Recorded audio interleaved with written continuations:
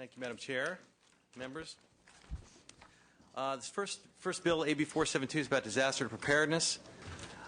We've had thousands of acres being burned by wildfires this year. Communities have been hit by major floods and other types of disasters. In my own district, we just observed the 15th anniversary of the Northridge earthquake, which was the costliest disaster in U.S. history. Thousands of buildings were damaged significantly. Many deaths and injuries resulted. The bill proposes to capitalize on an important resource available to the state, its website, to encourage more Californians to become better educated and better prepared to deal with such disasters. The bill will require that any state entity that publishes an internet website to prominently display on its homepage a link to information regarding earthquake safety and emergency preparedness.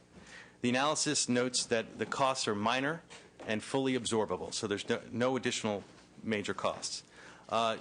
In your committee analysis, you've come up with an amendment, which I'm willing to accept, that specifically makes sure that the bill is the California Emergency Management is the agency that decides what the website is going to look like.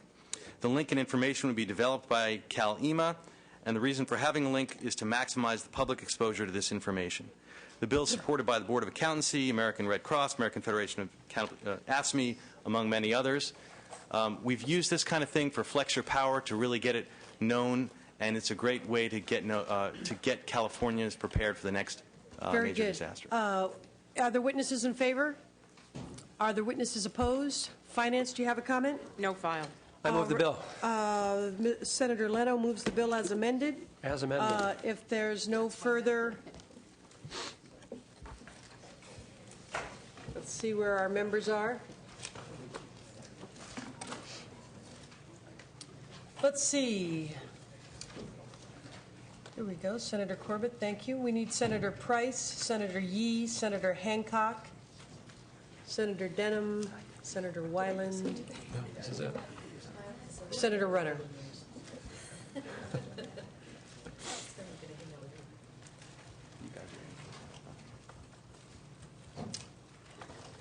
We'll wait a minute before I call the roll. Okay. Thank you, Senator Runner. I'm assuming now that everyone's well fed, the yes votes just flow out, right? We hope that's the case. Yeah. Madam Chair, the bill has been moved by, I believe, by Senator Leno, but let me just say to Mr. Blumenfield that I have some real concern about whether or not every single agency in the state of California needs to provide a link relative to disaster preparedness. There are just some institutions that. Say again. Excuse me.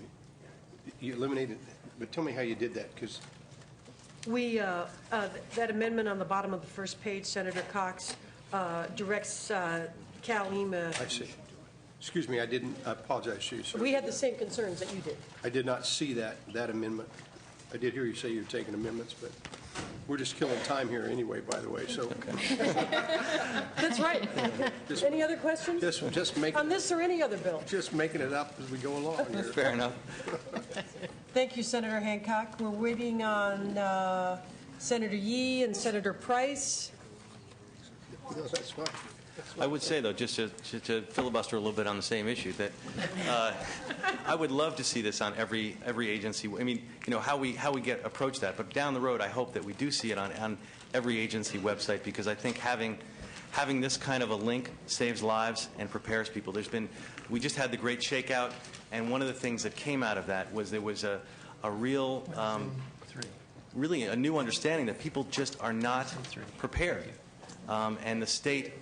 You know, much of that preparedness is going to come of what the state reaction is going to be, and so the more we can get folks to link to this, the better. So the only difficulty, of course, is that having the link on every website doesn't provide you with any preparedness. They're going to decide. I mean, that's what the rub is.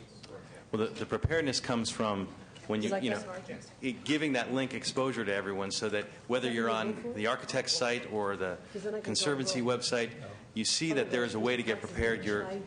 You're enticed to click on it, and you can then, it'll take you to the Cal EMA website, which gives you all sorts of information about how to be prepared for the next disaster. So the link itself doesn't prepare you, but it's the exposure to that link that will get more folks prepared. And if nothing else, when something does strike, they'll know where to go. They'll have that in the back of their minds. Here's Senator Price. Can I just clarify something here? Absolutely. So it's my understanding with the amendment that what this is going to do now is going to let the California Emergency Management Agency determine where it is that this should be posted. Which department website, Which every the idea is that there would be a strategic plan in terms of why it is here and not spread all over the on place. the Is Arts that the Council, concept? for instance. Yes. Okay. That was our concern. All righty. So we have a motion by Senator Leno, and we'll open the roll. Kehoe. Aye. Kehoe, aye. Cox. Aye. Cox, aye. Corbett. Corbett, aye. Denham. Hancock. Aye. Hancock, aye. Leno. Aye. Leno, aye. Oropeza. Oropeza, aye. Price. Price, aye. Runner. Runner, aye. Walters. Wolk. Wolk, aye. Wyland. Wyland, aye. Yee. 10-0. 10-0, that bill is out. And we are still looking for Mr. Yee. Is that it? That's our only absent member? Lonnie, my staff already had it confirmed. And Senator Denham is not here yet either. And your theory on the dinner break seems to be holding up, All right. Mr. Blumenfield. So we'll take up 1030, renewable energy projects, and this is a suspense candidate. Suspense candidate, and of course I'm going to ask that it be considered to be taken off suspense. But let me explain why. And first, I'll tell you what the bill is. Basically, before I came to the Assembly, and like all of us, I've spent a lot of time in traffic, especially living in Los Angeles.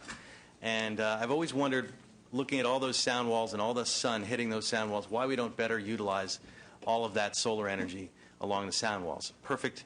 It's a corridor for transmission as well as for absorbing the energy. And it's something that's been done for 20 years in other countries. Highways, sound walls, shoulders, barriers, pole mounts, even safety rest areas have been used successfully in Germany and Switzerland and many other countries for solar panel and other renewable energy sources. So what I wanted to do was bring a bill that would really spur that. And my first thought was, let's do a bill that mandates that to happen. But of course, that's not what I'm bringing forward today, because we need to take first steps to get to that point where we can really strategically use our sound walls and other assets that we have. So what this bill does is it proposes to spur development of beneficial mixed uses along our transportation corridors through a GPS mapping project through the Institute of the Environment at the University of California, Los Angeles. It's conditional on appropriate funding, so it's not actually going to cost anything as a project. The mapping project, renewable energy developers would be able to view the solar and wind development potential of Caltrans-owned and controlled lands. Such information is currently not available, but this bill would help fill that important gap. The other thing that it would do, which is important, is it would require that Caltrans provide timely review for proposals for renewable energy products along our transportation corridors. I've worked closely with the University of California. They're excited about trying to do this kind of project. There's been some mapping projects that you may be able to see, San Francisco and Los Angeles, where you can actually click on an individual home and see what the solar potential is. And this kind of thing is completely doable and contingent upon the funding. It's something I think we can do with Caltrans. Very good, Mr. Bloomfield. We just want to remind you that we'll go to your witness in a minute. This opening of the hearing this morning, I reminded the authors and everyone in the room that we're still not out of our fiscal crisis. New programs, new funding, whether it's special funds, private funds, general funds, or otherwise, are going to be carefully scrutinized. This bill meets the criteria for suspense, so when we finish with the witnesses, we will, without objection, send it to the suspense file. Yeah. Go right ahead. Thank you. Madam Chair and members, Monica Miller on behalf of Faith to Green, under the umbrella of the Jewish Public Affairs Committee of California, and we are supportive of the measure, and we hope that you will take into consideration all of the good aspects as we begin to move forward when it Very comes off good. suspense. Thank you. Next one, please. Happy Chastain, University of California. We do not have a position on the bill, and we do look forward to working with the author while it's on suspense to get a more detailed scope of the project that he's looking at. All righty. Is there any other testimony in favor, neutral, or opposed? Finance, do you have a comment? Caltrans doesn't expect to have any costs associated with this measure. However, we do anticipate that the University of California would have potentially significant costs, and those could be from the general fund. All righty, and that's at the same time that we're making cuts. So that's why we want to take time to review it in suspense. Then without objection, we'll go to the suspense file. Yes, Mr. Leno. Just shouldn't go without saying, we applaud creative thinking. It's a great idea. Thank you. We can make it happen.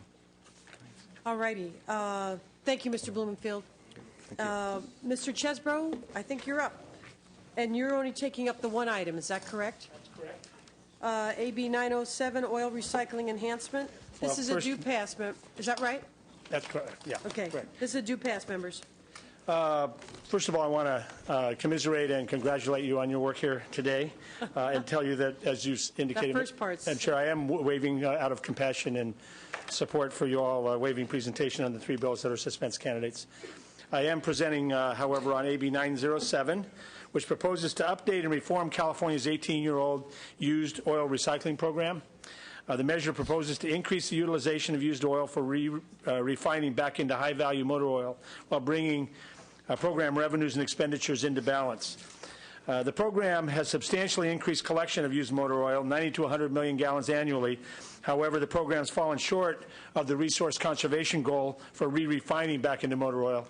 Unfortunately, less than 15% of the oil collected directly gets remanufactured back into high-value motor oil, and the rest, due to misplaced incentives and regulatory loopholes, winds up going out of state or out of country and being used as fuel, and resulting in air pollution that includes phosphates, sulfur, heavy metals, zinc, cadmium, copper, lead, and benzene. So specifically, AB 907 proposes to update the program to streamline the administrative process for block grants and competitive grants and generally bring revenues and expenditures back into balance, establish an incentive for re-refining oil at 2 cents per gallon, and exempt the re-refined oil from the retail fee. The provisions of this measure track recommendations from the Lawrence Livermore Labs. I'll continue to work with opponents, including WISPA, in hopes of removing their opposition to the bill, and I would respectfully ask for your aye vote. Very good. Witnesses? Madam Chair, members, Mark Murray with Californians Against Waste in support of the bill. This measure is balanced in the sense that we redirect expenditures by reducing some existing expenditures. This program has done a great job of collecting the used oil. We're now going to reprioritize the funding to make sure that we're returning this oil back into useful lubricating oil. Ask your aye vote. Madam Chair and members, Rand Martin on behalf of Safety Clean, which is the largest re-refiner of used oil in the nation.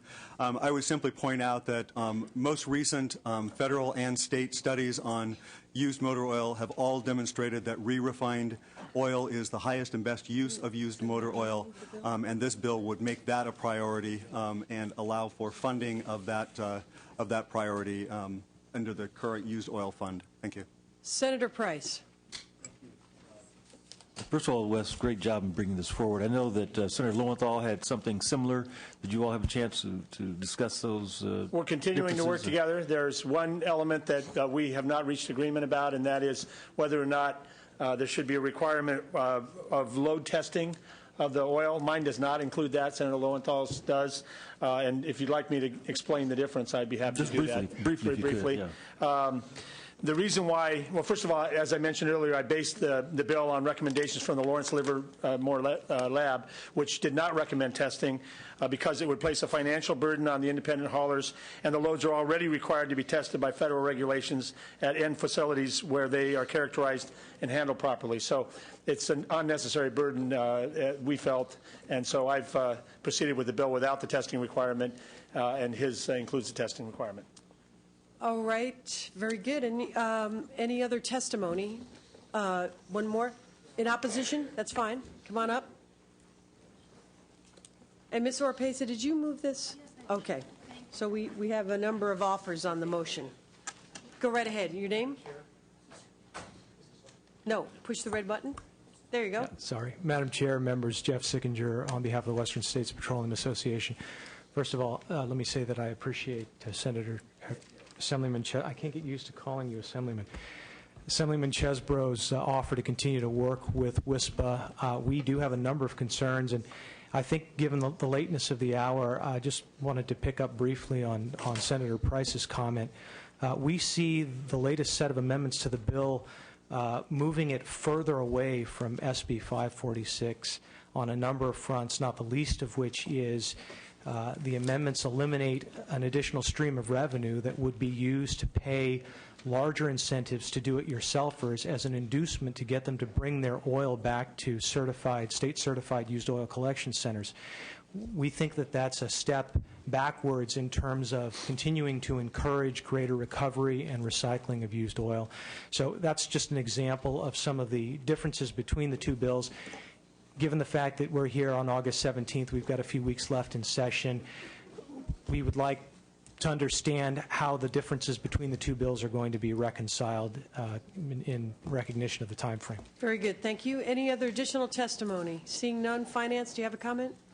The bill would result, the version of the bill, July 14th, 2009, would result in $8 million in additional California Used Oil Recycling Fund revenues. And we estimate that the total costs of the new requirements in the bill would be almost $9 million or more. As a result of the decreased revenue, the oil fund is currently unable to provide local grants at the minimum level guaranteed by statute, which is $10 million. The 910 Budget Act appropriates only $6 million for the used oil program local assistance grants. And we do recognize that there have been subsequent amendments to that, but we wanted to raise those concerns. Very good. Senator Arpez, a question? Yes, a question for Finance. In looking at the figures that you have that are unfortunately backwards, 8 and 9, did you look at the out years where your startup costs are not part of the expense of the program? That would be our annual estimate, is that we are going to bring in annually $8 million, and the costs, or the programs, So and it's again, for- this is on the last version of the bill, the 14th. So for it's ongoing. It doesn't those figures do not include startup costs or any other things related to. That is my understanding. All righty. All right. Thank you, Senator Cox. So is that a situation there? Are you saying that we're into that territory where we're spending more money than we're taking in? Is that what you're saying? As the bill was drafted, and we analyzed it in the July version, and it's been amended. What about the version of the bill that's before us? I don't have an analysis for the 17th, so I have not looked at these amendments that were taken today on the Senate floor. Say again. Senator Cox, the committee analysis has it breaking even. Additional grants to local governments at a cost of $1.4 million, reduced incentive payments at a gain of $1.4 million. So this analysis for the committee does include the amendments of August 17th. And did the committee analysis, was that in line with what Finance said from the first day? Finance is looking at the July version I of the bill. understand that part. We must have done an analysis in July too then. And so what did that say? Were we in the same ballpark at that time? I'll have to ask Mr. McCarthy to. We're $1 billion. So the staff, the committee analysis only dealt with the August 17th version. All righty. Can we take time to have the dollars analyzed? If the Finance Committee had such a wide disparity on the first go-around, is it possible that we can have them provide us with their analysis prior? Well, that part of the bill is no longer, it's not relevant because that's not part of the bill anymore. What are you, I'm not. Well, I'm wondering if we're right back in that ballgame of where we're going to spend more than we're taking in. Well, we don't believe so. Mr. Chesbro.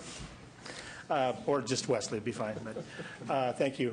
The amendments we took were to address the problem that Finance has identified, and they have not had a chance apparently to analyze those since they were submitted to the committee. But the committee analysis does reflect that. And I also wish to point out, I hope it's not the obvious, but it's not the general fund as well, that this is a fee that's paid specifically. I realize also that that's no excuse for not having it in balance, and we've taken amendments to make sure it's in balance as well.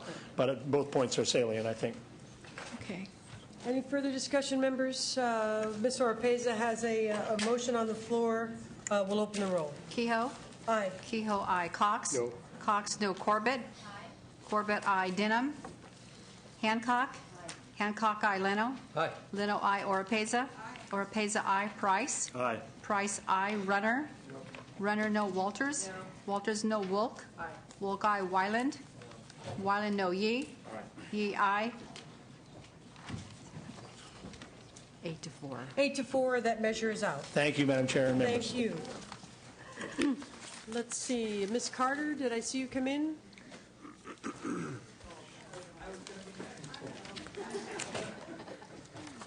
You're up. And you have one item. This is a due pass, members, AB 485. Welcome. Yes, thank you, Madam Chair and members.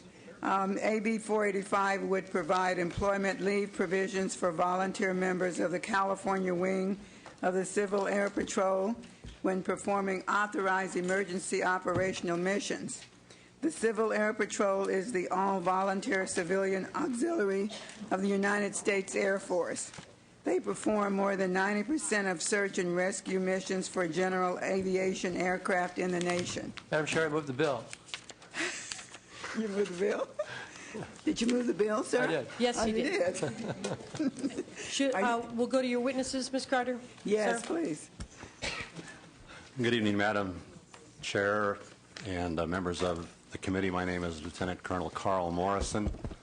I'm a retired Marine Corps officer and now a volunteer search and rescue mission pilot, counter-drug pilot with the Civil Air Patrol, and also the chair of the Wings Legislative Liaison Committee. Welcome. And I'd like to, thank you, ma'am. I'd like to address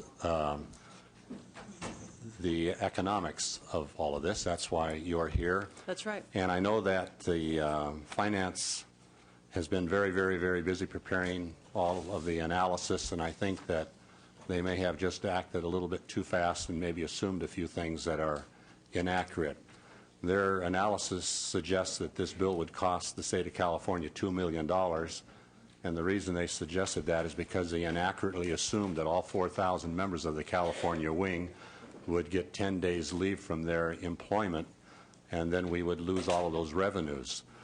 Half of the 4,000 members in the Wing are cadets and aren't even working at all and aren't even qualified to participate in these missions. There's only about 100 of us who serve as mission pilots, maybe 150 more who serve as observers, and then maybe 150 or so people that qualify to operate the mission bases when we are on these missions that are intended to save people's lives. The last mission that we participated in is the search and rescue mission in Death Valley National Park, where unfortunately an 11-year-old had died. You probably read about that, but we did assist in helping find the mother and their dog as well. One of the things that we, and one of the things not taken into consideration is that when we are performing these missions, we are given per diem to stay in a cheap motel. We're given $25 a day. Somebody pays for the fuel, but we do not earn any money at all. So we are actually saving the state of California money instead of having to put other people up there who are receiving pay from the state of California or the federal government.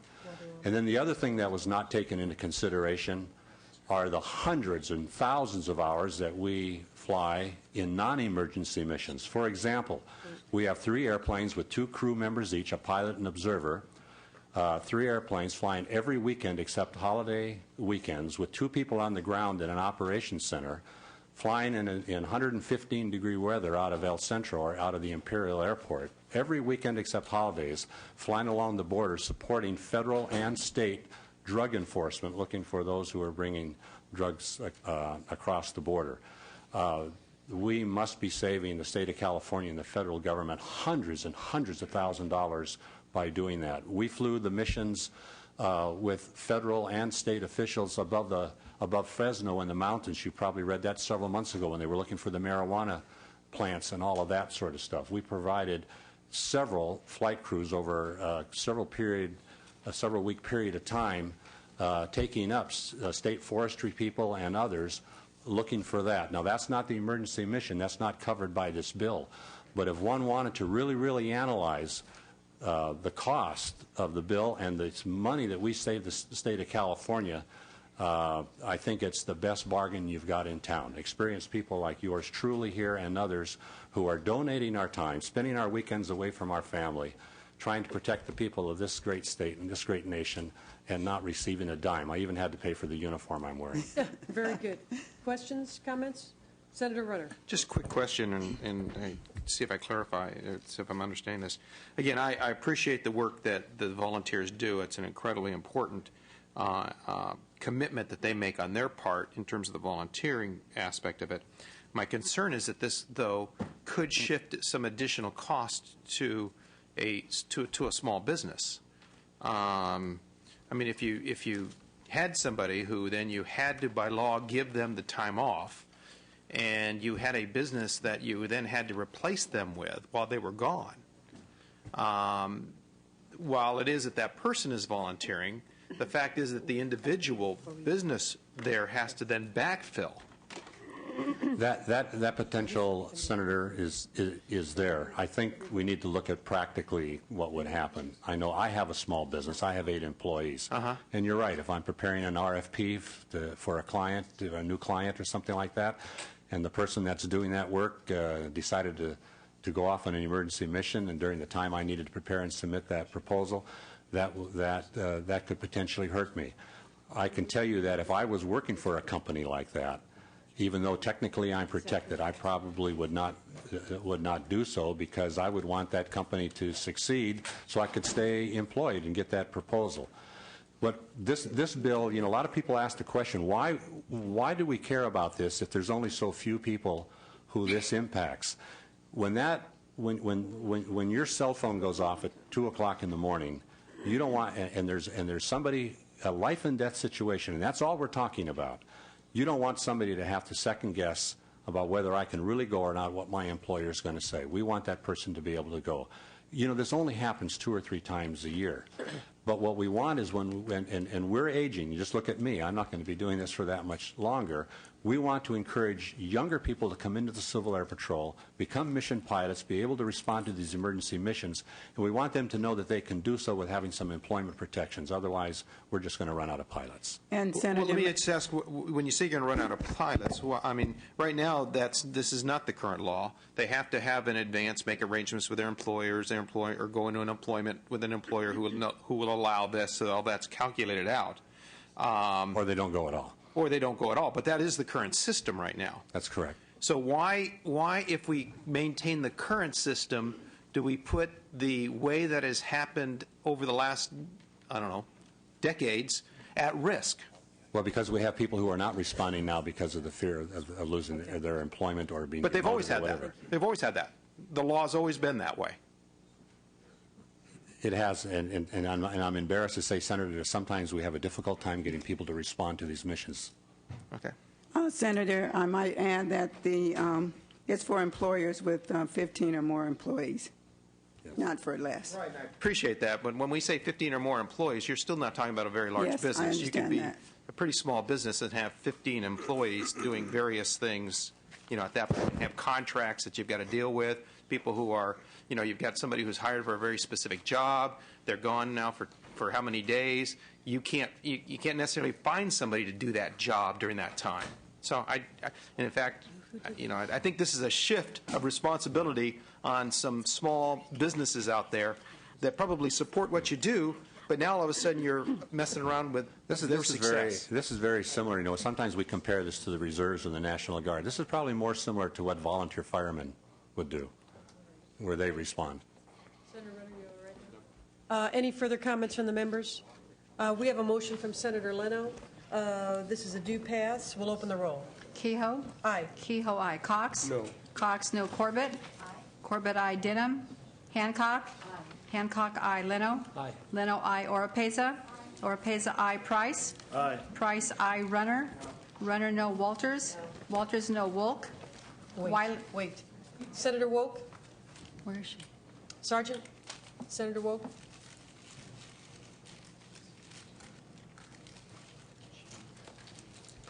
Can you tell her we're waiting for a vote? Thank you.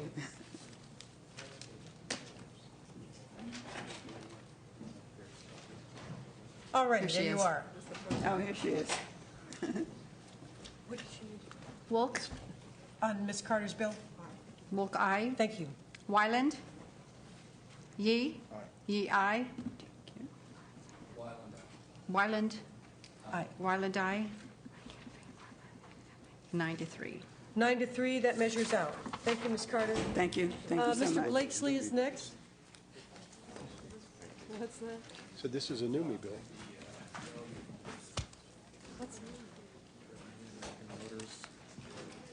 Keep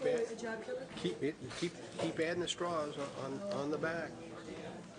This is a NUMMI bill. Mr. Blakesley, right over here, sir. I'm new to this. We never see you anymore. We never see you anymore. All right. You have 3 items, Mr. Blakesley. You're going to start with AB 45? With your permission, I'll start with AB 46. We are ready for AB 45. Thank you very much. It's my pleasure to present to you AB 45, which removes barriers to the installation of clean, renewable, small wind resources in rural areas. Small wind turbines are an excellent distributed renewable energy resource that can save customers money on their monthly utility bills. Although the state continues to encourage reliance on distributed renewable resources, some jurisdictions lack any specific small wind ordinance. And without a wind ordinance, a property owner who wants to install a small wind turbine to generate electricity for their own home energy use is subjected to unnecessary and oftentimes significant permit delays and costs. This bill allows any county to retain their existing ordinance or to adopt one by January 1st, 2011. But if there's not an ordinance that is either already adopted or over a one-year period till 2011, then AB 45 ensures that there will be a procedure whereby a property owner will not be unreasonably restricted from installing a system that meets the specifications in this bill. These include standards on height and noise, viewshed protection, lighting, signage, and others, all of which have been carefully drafted with input from stakeholders, including cities, counties, and environmental groups. AB 45 upholds protections for both property owners and local government, while being consistent with the state's goal for distributed renewable energy. The bill ensures that the property owner who wishes to install a small wind turbine is not prevented from doing so simply by the lack of a local ordinance, while it still respects local control by providing jurisdictions ample time to implement their own ordinance if they choose to, and does not change anything for ordinances for cities or counties rather that already have an existing ordinance. AB 45 is supported by the Union of Concerned Scientists and Environment California and has broad support on both sides of the aisle and no recorded opposition. I move the bill. Senator Leno moves the bill, and we'll go to witnesses. Mr. Price? Pete Price with the California. Caught your breath? A little bit. With the California Small Wind Coalition. He's winded. Yeah. Just a small one, though. This is essentially a repeat of a bill that the legislature enacted 8 years ago with minor modifications to help local governments if they choose to adopt a small wind ordinance. We'd ask for your yes vote. Very good. Additional witness? Madam Chair, Justin Malone with the Union of Concerned Scientists. We also support the bill. Thank you. Any additional testimony? Any opposition testimony? Finance, do you have a comment? The Energy Commission estimates that it would need $200,000 in contract funds to prepare the report and one position at $120,000, but none of these funds would be needed before 2014-15 at the earliest. Additionally, it is unclear to the Department of Finance that the reporting requirements would result in costs of the magnitude identified by the Energy Commission. We note that the request for additional resources would be evaluated during the budget process. Thank you. Comments, members? We have a motion by Senator Leno. Do pass. We'll open the roll. Kehoe? Aye. Kehoe, aye. Cox? No. Cox, no. Corbett? Aye. Corbett, aye. Denham? Hancock? Hancock, aye. Leno? Aye. Leno, aye. Oropesa?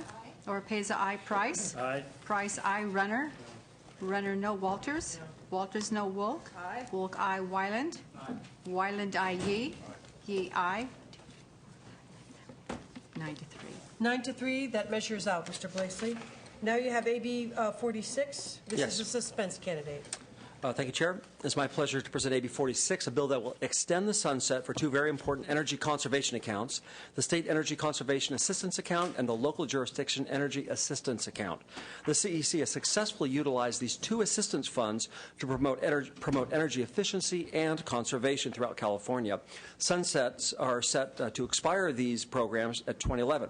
Both of these accounts provide loans. These are loans to schools, hospitals, and local governments for financing energy conservation projects, small production systems, energy efficiency upgrades, which are repaid through much of the energy savings that are then subsequently derived. These programs have proven to be very successful in financing projects that otherwise would not have occurred. The Governor's Office recently announced a new 1% interest loan program through the $25 million ERA monies, which will be eligible for energy projects in California. This new 1% interest rate will be administered through ECAA, one of the programs we're referring to, along with their other existing programs. AB 46 allows this reinvestment to occur by extending the sunset for these accounts. It allows us to capture potential federal funds. AB 46 has received no opposition and no votes. I respectfully ask for your aye vote. Oh, but it's going for suspense, so I don't need to ask for your aye vote, do I? Thank you, Mr. Blakeslee. Are there witnesses in support? Madam Chair, members of the committee, Ed Behrens on behalf of the Los Angeles County Board of Supervisors in support of the bill. We believe it will ensure continued funding for local government energy efficiency programs. Thank you. Very good. Additional testimony? Is there opposition testimony? Finance, do you have a comment? By amending the sunset dates, the bill would provide an extension for existing continuous appropriations. Funding for the program is self-sustaining through the revolving loans and revenue bonds.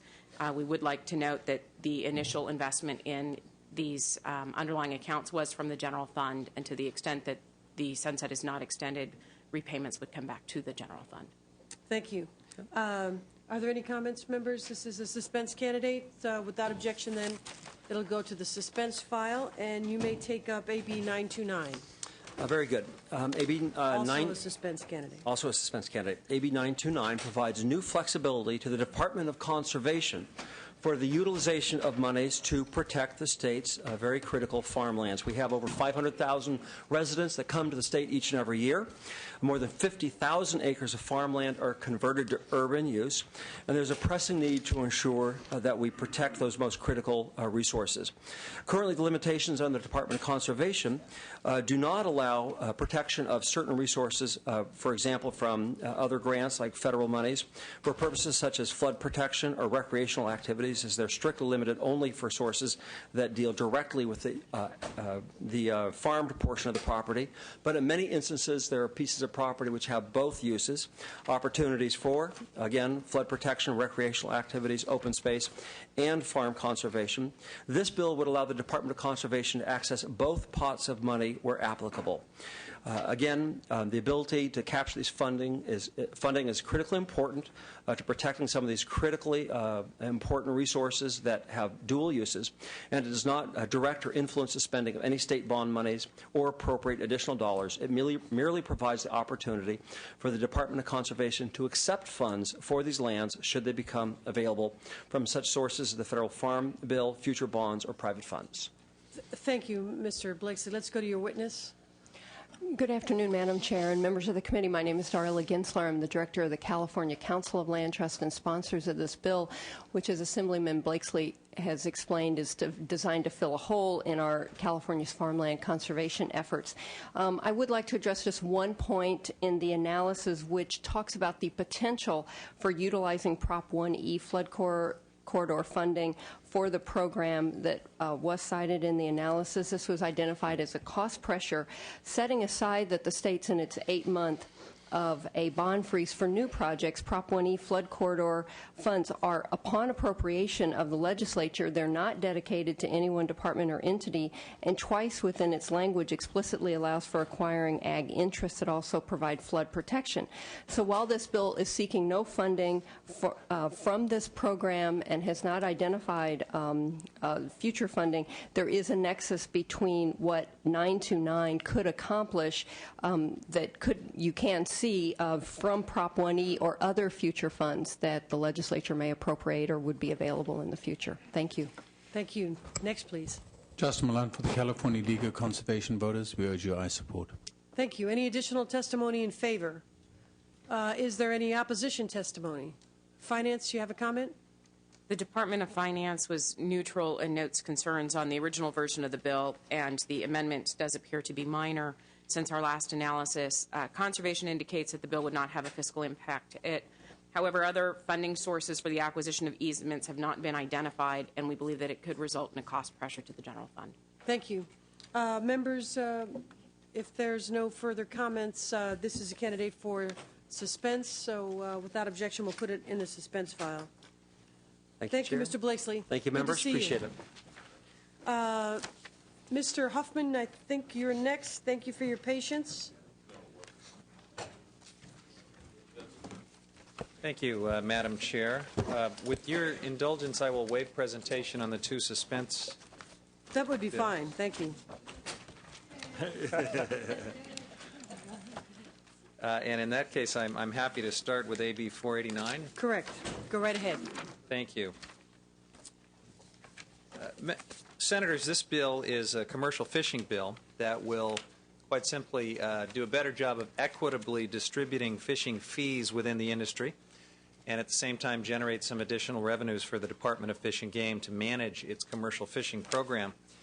Under current law, here's how the commercial landing fee works. It's paid by those that purchase fish at the dock, and the fee is based on the weight of the fish, period. Not at all based on the market value of the fish, and so bait fish would essentially be assessed the same fee as very high dollar fish. There's several problems with this current system. First, the fees are in some cases ridiculously low. They haven't been increased since the 1980s. For example, fish producers paying the fee for sea urchin pay only 2 cents per $10 purchased at the dock. Second, the Department of Fish and Game's costs to regulate this industry far exceed the revenues that are being generated by the fishing fees and licenses. It's estimated the department spends about $22 million a year in total regulating this industry, and the revenue from its various fees and license sources is about $5 million. Landing fees contribute only $1 million of that $5 million. The third problem is that the fees are irrational, as I alluded to a moment ago. They're based on the weight of the fish, and what that means is that high-valued fisheries like crab are paying the exact same fees as low-value fisheries such as sardines. AB 489 addresses all of these problems by making the following changes. It sets the fee based on the value of the seafood, which is the same approach that's used in our sister states, Washington and Oregon, for this type of a fee. It allows for a phase-in of this change over 3 years, recognizing that this is a change for the industry. We'll give them some time. It starts at 1.5% of market value and increases to 3% by the year 2013. And then finally, the bill will require the Department of Fish and Game to report on the need to broaden the fee to include the possibility of imported seafood as well. This is a bill that's fair and reasonable when it comes to fishing fees. It has broad support from commercial and sport fishing groups as well as environmental groups, and was recently supported by the California Fish and Game Commission. So very good. Let's go to your witness.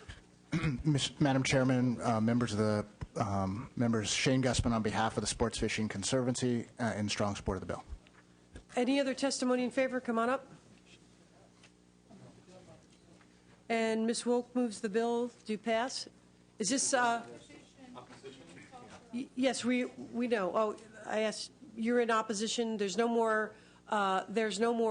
Support testimony. Okay, then we'll take opposition. Madam Chair and members, Rob Ross representing the California Fisheries and Seafood Institute. First of all, this is not a landing fee, it's a landing tax. That can be confirmed by the Franchise Fee Tax Board. It's specified 15 times in the bill. He's simply changing the word fee for tax. Secondly, there's not broad-based support from the commercial fishing industry. My organization represents over 90% of the industry that catches, processes, and sells seafood, and there is 100% opposition to the bill. The industry cannot afford these new taxes. What the Department of Fish and Game spends on managing the fisheries or not managing the fisheries, because the federal government has taken over 50% of the management of the fisheries, even though we continue to pay these landing taxes. The value of the fish has absolutely nothing to do with what the department may or may not be doing as far as managing and assisting with the fishery. For those and other reasons, we oppose the bill. Thank you. And Vern Gehring, representing the California Sea Urchin Commission and the 160 active sea urchin divers in the state of California. This bill will result in a tax increase on those sea urchin divers of 1,800%. Now, you can argue that it's a small base, but the relative increase is still 1,800%. The author says that the bill is presented to introduce some equity into the taxing situation, but it simply presumes that value at the dock indicates equity. It fails to recognize that some of the high-value fish in California often have very restrictive harvesting methods. For example, picking one sea urchin at a time. This method means there's a low supply of sea urchin in the marketplace, there's a low resource impact, and there's a low management cost involved with that fishery. I want to also point out a link, actually, between this bill and a bill that this committee passed out earlier today. It's AB 571 by Saldana, which creates a new augmented lobster fishery management program with a new fee, surcharge fee to cover the cost of that lobster program.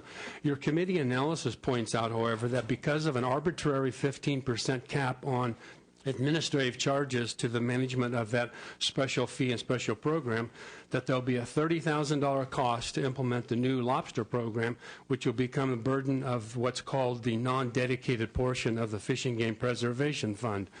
All of the fees generated and raised by Mr. Huffman's bill will become non-dedicated portion of the Fish and Game Preservation Fund, which means potentially that $30,000 of the money in this bill will go to pay for the lobster program that you had passed out earlier today. We ask, where's the equity in that? And we would ask your no vote on this bill. Very well. Any further testimony? Finance, do you have a comment? The Department of Finance is neutral on this measure.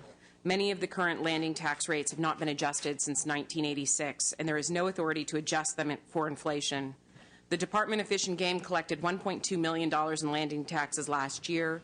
The value of the fish landed last year was about $113 million. A 1.5% landing fee rate would have collected about $1.7 million, an increase of $500,000. The 3% landing fee rate would have collected $3.4 million, which is an increase of $2.2 million. The Department of Fish and Game indicates that there would be costs of potentially several $100,000 to establish the ex-vessel price for each fish species, educate commercial fishermen on the landing fee structure change, and provide additional enforcement to ensure compliance. DFG also indicates costs of several $100,000 to prepare and report by January 1, 2012 on the imported fish and shellfish products that would not be subject to the landing fee. The 2009 Budget Act includes $16.3 million for the Department of Fish and Game to manage commercial fisheries. This includes $1.8 million from the general fund.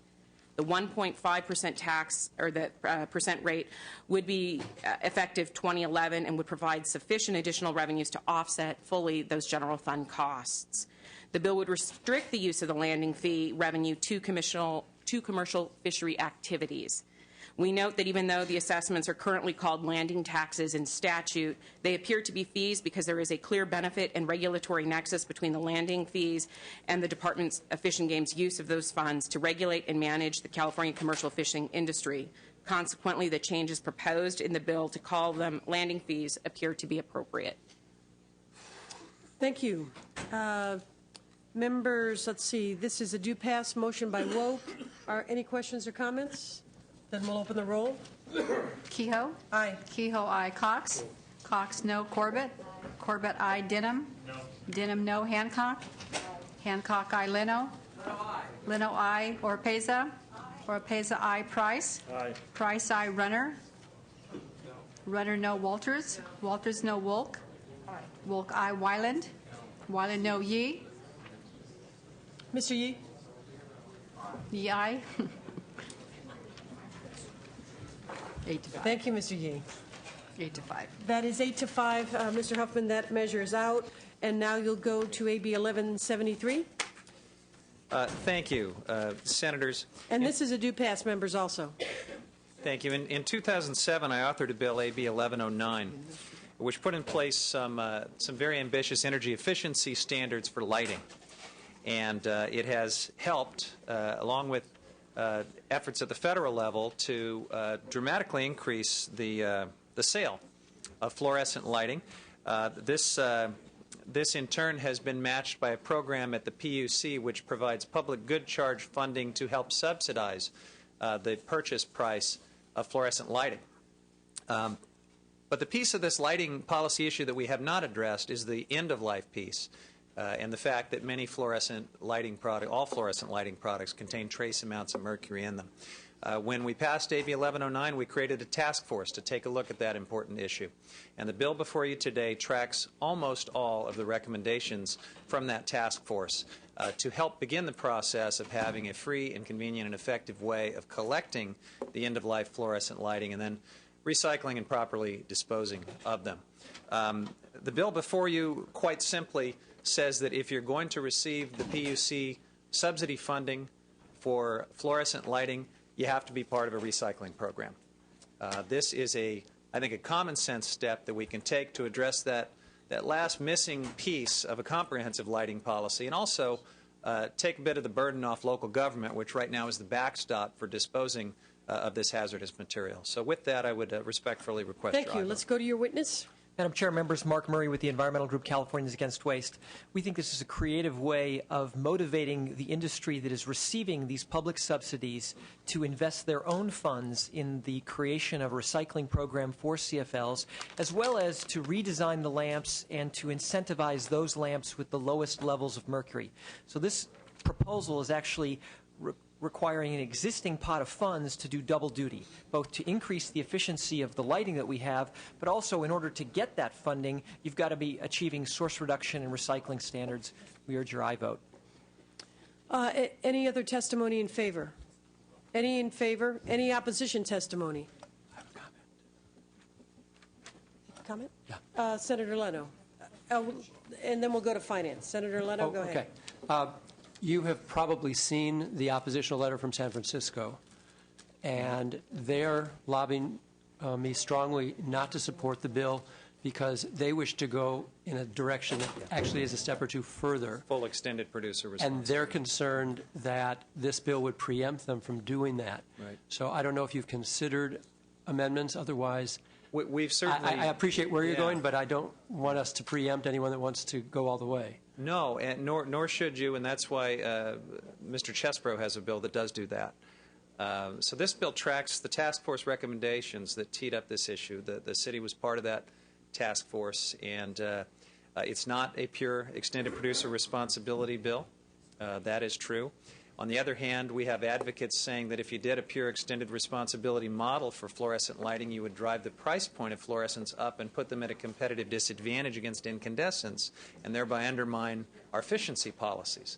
So it's been difficult to thread this needle. It's a compromise. Yes. It doesn't give either side in that debate everything they want, but we've got to do something to address the end-of-life issue, and I'd be happy to let Californians Against Waste speak to that if they have anything to add.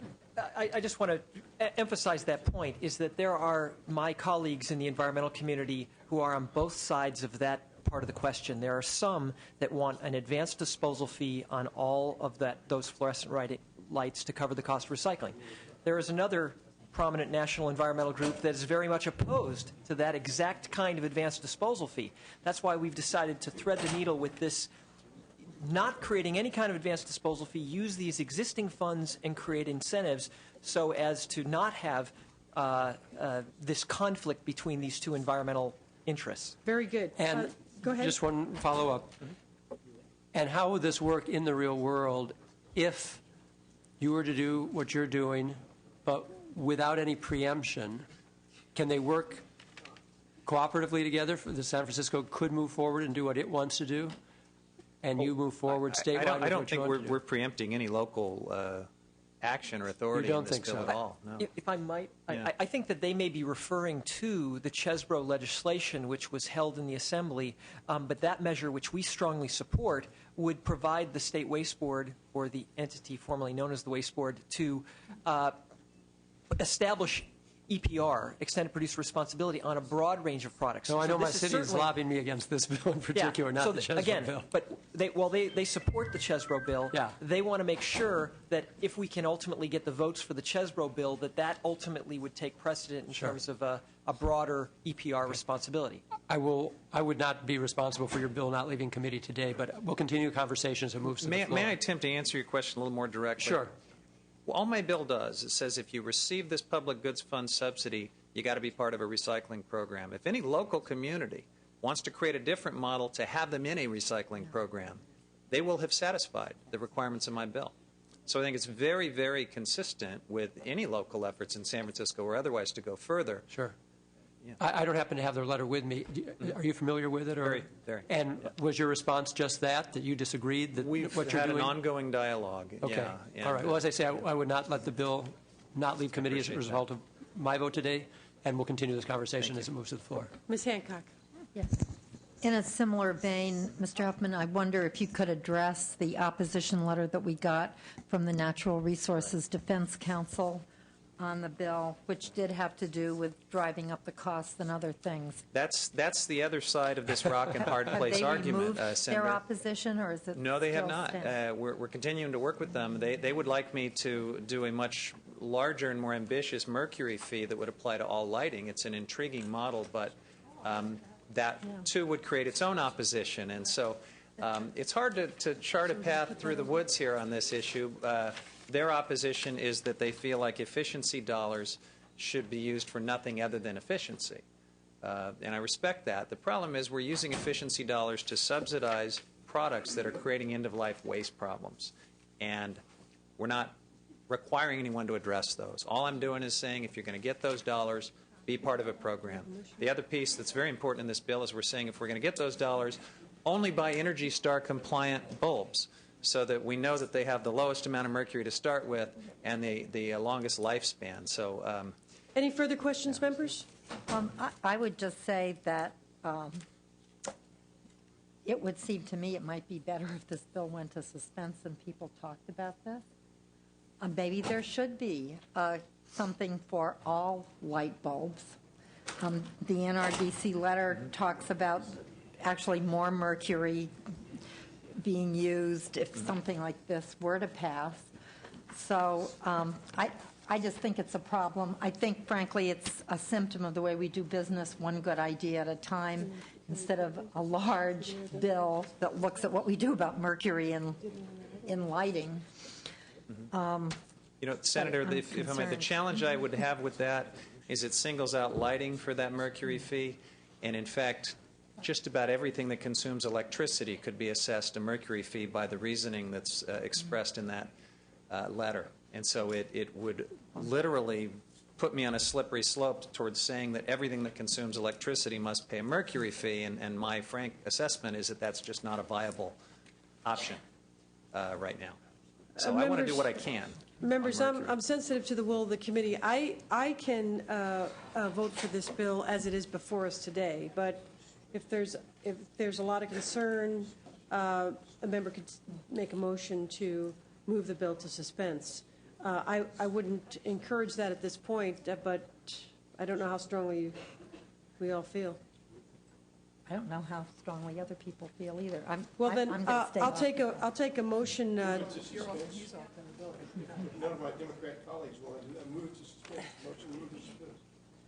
Well, but you weren't going to vote. Mr. Cox, would you mind withdrawing that? Thank you so much. And I'll take a motion due pass. Just like all day. Okay, Senator Woke moves due pass. Madam Chair. Is there a comment? Yeah. Finance. The Integrated Waste The spirit Management. of cooperation is touching.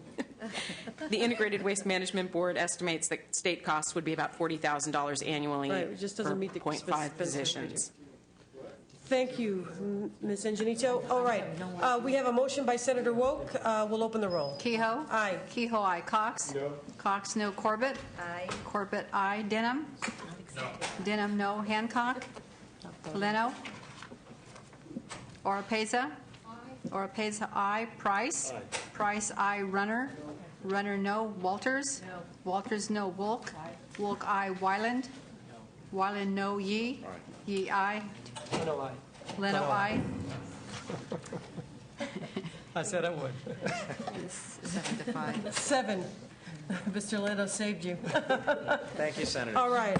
That measures out. The other two items by Mr. Huffman are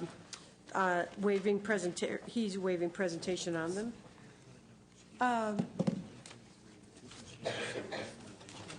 Okay.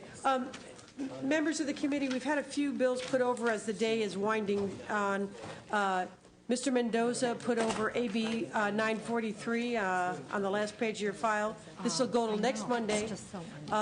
Ms. Buchanan put over AB 483 and AB 1006, also over to next Monday. And Mr. Fuentes put over AB 413.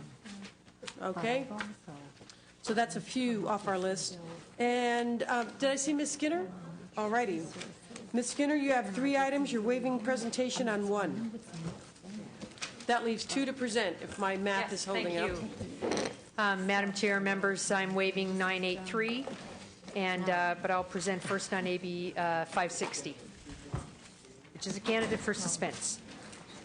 So go right ahead. Thank you very much. Current legislation caps the amount of electricity that can be generated by solar customers under the state's net metering program to 2.5% of each utility's aggregate peak demand. AB 560 would increase the net metering cap to 5%. Over 40,000 customers, which represent about 500 megawatts of solar generation, now participate in net metering. The vast majority of these customers are small businesses, community colleges, water districts, post offices, state and local government facilities. In fact, over 70% of net metered participants are not residential. And they are, just as I described, small businesses and public agencies like our state franchise tax board, the LA Community College District, the Alameda County Jail, and more. These customers have installed solar for the same reasons that they invest in energy efficiency, and that is to lower their energy costs over the long term, reducing their overhead. That's a key reason so many schools and public agencies do, because with little discretionary revenue, the net metered installation provides the schools, the court facilities, and others security over rising energy costs. The analysis does not assign a value to the cost benefits that net metered solar installations provide to the grid overall and to all ratepayers. On-site solar generation reduces load and delivers peak electricity, which reduces the need for the construction of new peaker plants and allows us to forego that initial cost and the ongoing costs of new peaker plants. Net metering is important from a customer perspective because it's one of the only options available to customers to hedge against those electricity costs. With me, I have Kevin Fox and Donna Brownsey from the Solar Alliance. Very good. Let's go to your witnesses. Thank you, Madam Chair. Members, Donna Brownsey with the Solar Alliance. I think Ms. Skinner did a great presentation on the bill. Just to say, this is our top legislative priority for the solar industry. It's supported by the CPUC and the administration, and we have broad support among business, environmentalists, as well as the solar industry and others. And so we would urge your support when this bill comes off suspense. Very good. Next, please. Kevin Fox, also here for the Solar Alliance. Of course, also in strong support, here to answer questions if the committee members have any. Thank you. Next, please. Madam Chair, members, Justin Miller on behalf of the U.S. Green Building Council, Northern California, very much in support, and also stopwaste.org. Very good. Another supporter here. Madam Chair, members, Will Gonzalez on behalf of the California Solar Energy Industry Association, in strong support. Very good. Any other testimony in favor? Is there opposition testimony? Finance, you have a comment? The California Public Utilities Commission has not provided a fiscal estimate for this bill. However, Finance notes that the costs would most likely be minor and absorbable to them. Okay. Our analysis did not look at the costs to the state for increased rates as a result of this bill. Okay. Senator Leno has a question. If you could share with us, and I don't think the analysis makes mention of it, Had you originally introduced the bill with a higher cap than the 5%? This is a compromised bill as it is. Correct. The original bill had no cap because the 20 other states that have net metering have no cap. Yeah. But then it was realized that we did not have appetite to have a net metering program with no cap, so then I modified the bill to be a 10% cap. It has since been modified to a 5% cap. I just wanted to clarify that for everybody, that this is already a very compromised effort, and I think very worthy of support as it goes to suspense. Thank you. Any further comments, members? It is a very thoughtful approach, Ms. Skinner. It is a candidate for suspense. Without objection, then we'll move it there, and you can go on to AB 758, the energy audit. Thank you very much. This bill is a little bit has not gained as much attention as the net metering bill, but in fact I think is a very, very, very important bill. California is well known for its leadership in energy efficiency, as you all know, and we can be proud that since the mid-70s, the average per capita electricity use of Californians has stayed, in effect, flat, whereas American residents overall, U.S. residents overall, their electricity per capita has risen by about 50%. The reason that Californians' electricity usage has stayed pretty much flat since the mid-70s is because of our building codes and our appliance standards and our other energy efficiency measures. It's incredible. But we can't rest on our laurels. We can do much, much better. To maintain our leadership and our commitment to affordable, clean, and reliable energy and reduce greenhouse gases, we need AB 758. What AB 758 will do is ensure that our aging residential and commercial building stock is as efficient as our new construction. We have over 70% of our residential buildings and about 5 billion square feet of commercial buildings were all built pre the implementation of Title 24. What this bill would do is have the Energy Commission develop a program that would help bring that building stock up to the kind of energy efficiency that Title 24 now requires of new buildings. It would happen over time. Simple retrofits could gain a minimum of 2% energy efficiency. The Center for Resources and Sustainability estimates the job creation at about 180,000 additional jobs. The dollar savings, if this were fully implemented, is about $4.5 billion throughout the state. And this bill coincides with the ERA funds for energy efficiency, rebates, green workforce training, and the other programs that have been put in for the Fed. So joining with me, let's go to your witness. yes, is Global Green. David Fink with Global Green. We're proud to serve as the sponsor of AB 758. This bill is a win-win-win. It creates jobs, will put money in the pockets of consumers, and obviously reduce greenhouse gas emissions. The Assembly member mentioned that there will be $4.5 billion in consumer savings, and we always hear that energy efficiency gives us the biggest bang for the buck. And the perfect example of that is the Earth Policy Institute recently put out a report that stated that for every $1 billion invested in a coal power plant, 870 jobs will be created. For every $1 billion invested in solar photovoltaic, 1,500 jobs will be created. And that same amount of money, $1 billion put in building retrofits, will lead to over 6,700 jobs. So very good. We're strongly in support of the bill. Thank you. Next witness. Madam Chair, Justin Malone, on behalf of the U.S. Green Building Council, Northern California, very much in support for the reasons stated. All righty. Any additional testimony? Any opposition testimony? Finance, have a comment? The Department of Finance is neutral on the measure, but does note concerns. The Energy Commission anticipates the fiscal impact of the bill would be $1.8 million energy conservation assistance account funds and 10 positions to conduct the regulatory proceedings and to adopt and implement the program.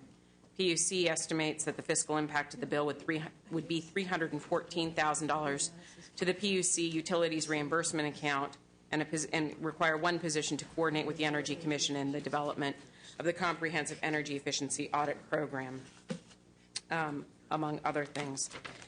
Finance is neutral on the bill, but notes concern that it would impose costs on the Energy Commission and the PUC for implementation, and both commissions have indicated that they cannot absorb the additional workload in the bill without an augmentation. All righty. Thank you very much, members. Again, this meets the criteria for suspense.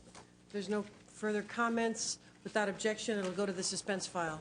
Thank you very much, Ms. Skinner. We'll deal with suspense You're welcome. on the Just 27th. One note that those are not general fund costs. There are costs, but they are not general fund. You are quite right. You are quite right. Thank you. Thank you. And oh, she has waived all three. Ms. Huber has waived her 3 items, so we'll go to Mr. Garrick. They're going over till next Monday, so we can wait for them. They're put over. Excuse me. They're put over. Yes, they're put over till next Monday. Mr. Garrick, but you're here tonight. I am. AB 601, and this is a due pass. Members, go right ahead. Just to make it brief and quick, current law requires each insurer doing business in California to pay a 30-cent assessment fee for each vehicle it insures. This bill, which is sponsored by the Department of Insurance, extends the sunset on the assessment to January 1, 2015. The fees are used for investigation of fraud and for various other investigations throughout the department. And David Link is with me from the Department of Insurance to answer any questions. Thank you.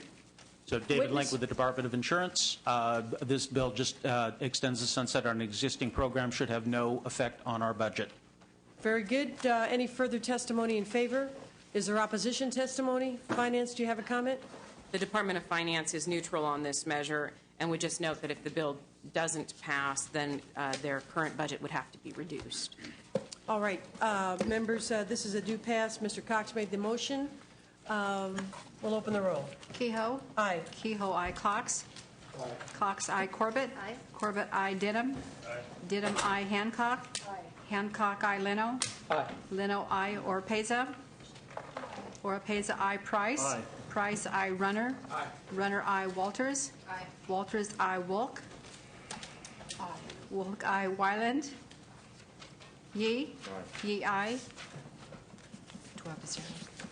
12-0. That bill is out. Mr. Garrick? Thank you. Thank you. And Mr. Emerson, you're up.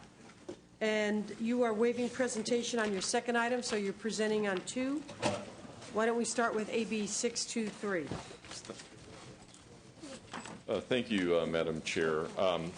Assembly Bill 623 allows the California Architects Board to require architects to take continuing education as a condition of licensure. Any continuing education requirement would cover the health, safety, and welfare of the public, which is the reason California licenses and regulates architectures and other professions. Nationally, 39 other states plus the District of Columbia require architects to take some form of continuing education. I'd like to address one issue that was in your analysis about the audit. I think it's actual cost savings, much as other boards do. They only audit a certain percentage of the licensees during that license period. So I'd like the gentleman from the board to testify on that portion. Your witnesses, go right ahead. Thank you, Madam Chair and members. Mark Christian with the American Institute of Architects California Council, the sponsor of the bill. As Mr. Emerson said, this bill allows the Architects Board to mandate continuing education. Importantly, in relation to the fiscal side of the bill, this bill makes a minor change to Senator Corbett's SB 1608 from last year as regards to the disability access continuing education requirement. Right now, existing law requires architects who take this continuing education all have to submit paperwork to the Architects Board. So in 2011, they'll probably receive 40,000 sheets of paper to spelling out the 5 hours of coursework they took, that they have to have people to process it, to read it, to file it, to have a place to store it, to file it. What this bill does to change that, it says that the architect will certify he or she took the coursework, and the Architects Board can audit a minimum 3%. So we're going from about 40,000 sheets of paper to about 600 sheets of paper through the auditing. We believe this is a cost-effective way to do the continuing education, and we believe this at least partially, if not completely, offsets the cost of the audit. For these reasons, we ask for your aye vote. Thank you. All right, next witness. Doug McCauley with the California Architects Board in support. We do view the audit mechanism as potentially a more efficient way. Our larger concern was potentially having two separate mechanisms to verify CE, one for the 1608 provisions and then one for the more comprehensive provisions. So going with one methodology helps tremendously. Randy Hicks with Californians with Disability Rights, and we totally concur with everything that's been said here. We strongly support this measure. Thank you. Additional testimony in favor? Is there any opposition testimony? Finance, do you have a comment? The Department of Finance is neutral on the measure, but does note concern that it would impose additional unfunded costs to the board. The board estimates costs of $115,000 in 2009-10 and $170,000 in 10-11, and ongoing past that for positions that would be required to audit and verify the required continuing education. All righty. Let me just say for a moment that I appreciate the fact that the architects board wants to have continuing education. What it really does is create another cottage industry. And my guess is, and just from my own personal experience, continuing education is certainly touted as being more than it really is. But it does, in fact, create another cottage industry, and that's just what we need in California is another cottage industry that participates in the regulation of professionals. So, Ms. Corbett. So under this, thank you, Madam Chair, under this new way of ensuring that people are fulfilling the SB 1608 ADA continuing education requirement, what percentage of individuals who are required to complete that will actually be looked at under this audit? What percentage? Not looking at the bill, I recall the language being 3% of the licensed population. So only 3% of the licensed population will you have an opportunity to ensure that they are following this new requirement for education to ensure that our new ADA laws are supported? Yep. Okay. I won't be able to support the bill. I'm not going to speak against it, but. Senator, this is just like every other professional board. My dental board, it's the same way. A percentage is audited every year. We're required to take it. We have to sign a certificate that we do it. And then every year they audit a certain percentage. That's fine. Throughout It's going to suspense, and I'd be glad to talk to you more about it as it goes to the floor, just to address my concerns. Thank you. Ms. Oropeza. I share the concern of Ms. Corbett and would like to say also that the 30 cents per vehicle, I'm not sure that the DMV and every single car should be tapped for this. I don't know. I have some uneasiness with how this fund is. Sorry? You're on a different bill. Oh, sorry. Just did.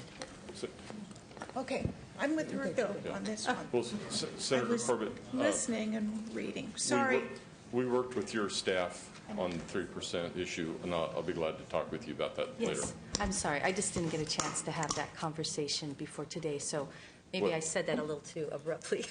I'd be glad to talk to you. We'll be glad to talk to ensure that the issues are addressed. We'll have time because the item is a suspense item. My apologies, but thank you. Look forward to talking to you and working with you. All right, we've heard from Finance, Pro, Con, no more comments, so without objection then, AB 623 will go to suspense and we'll deal with it on the 27th, Mr. Emerson. And now you may take up AB 1020 on public swimming pools. Thank you. Yeah. Assembly Bill 1020 is a very important measure that will increase the safety standards for California's public swimming pools in order to prevent unnecessary drowning. This bill seeks to bring California into compliance with the newly enacted federal law, which is necessary to allow local health officials to properly enforce these new safety regulations. In order for the Department of Public Health to provide the necessary training to ensure uniform compliance across the state, the department may assess a fee not to exceed $6 and will sunset in 2014. I ask for your aye vote on this measure. Thank you, Mr. Dedham. Testimony in favor? Sarah Logue with the California Department of Public Health. We are the sponsors of this bill and urge your aye vote. Thank you very much. Very good. Any additional testimony in favor? Is there opposition testimony? Finance, do you have a comment? On the July 23rd version of the bill, we estimate that the Department of Public Health would need 2 positions and $249,000 annually, and an additional $301,000 would be required to secure a 2-year personnel services contract. And we believe that the fee would generate approximately $400,000. All righty. Members, this is a due pass. And Mr. Denham, I think, made the motion, so we'll take a question from Senator Leno. Sorry, it's probably slightly uninformed question, but the analysis is noting that it could cost local jurisdictions $100 to $200 per swimming pool to enforce the provisions, which could include on-site inspections. We're capping the fee at $6. I disagree with that number, but that's news to me. Okay. The local health jurisdictions have general fee authority and would increase fees to cover the cost, or at least could. The analysis continues. So that is above and beyond this, what the $6 would do. The cap is on the State Department of Health. Okay. So there's the local authority. There would, yeah. This does not preempt that. Right. Got it. No, it doesn't. It Okay. doesn't preempt. That's cool. Thank you. And I think we have a motion by Senator Denham. Any other comments, members? And we'll open the roll. Kehoe? Aye. Kehoe, aye. Cox? Cox, aye. Corbett? Aye. Corbett, aye. Denham? Aye. Denham, aye. Hancock? Aye. Hancock, aye. Leno? Aye. Leno, aye. Oropeza? Aye. Oropeza, aye. Price? Aye. Price, aye. Runner? Runner, aye. Walters? Walters, aye. Wolk? Aye. Wolk, aye. Wyland? Yee? Aye. Yee, aye. 12 to 0. 12 to 0. That measure is out. Thank you very much. Thank you, Mr. Emerson. Good to see you. And Yes.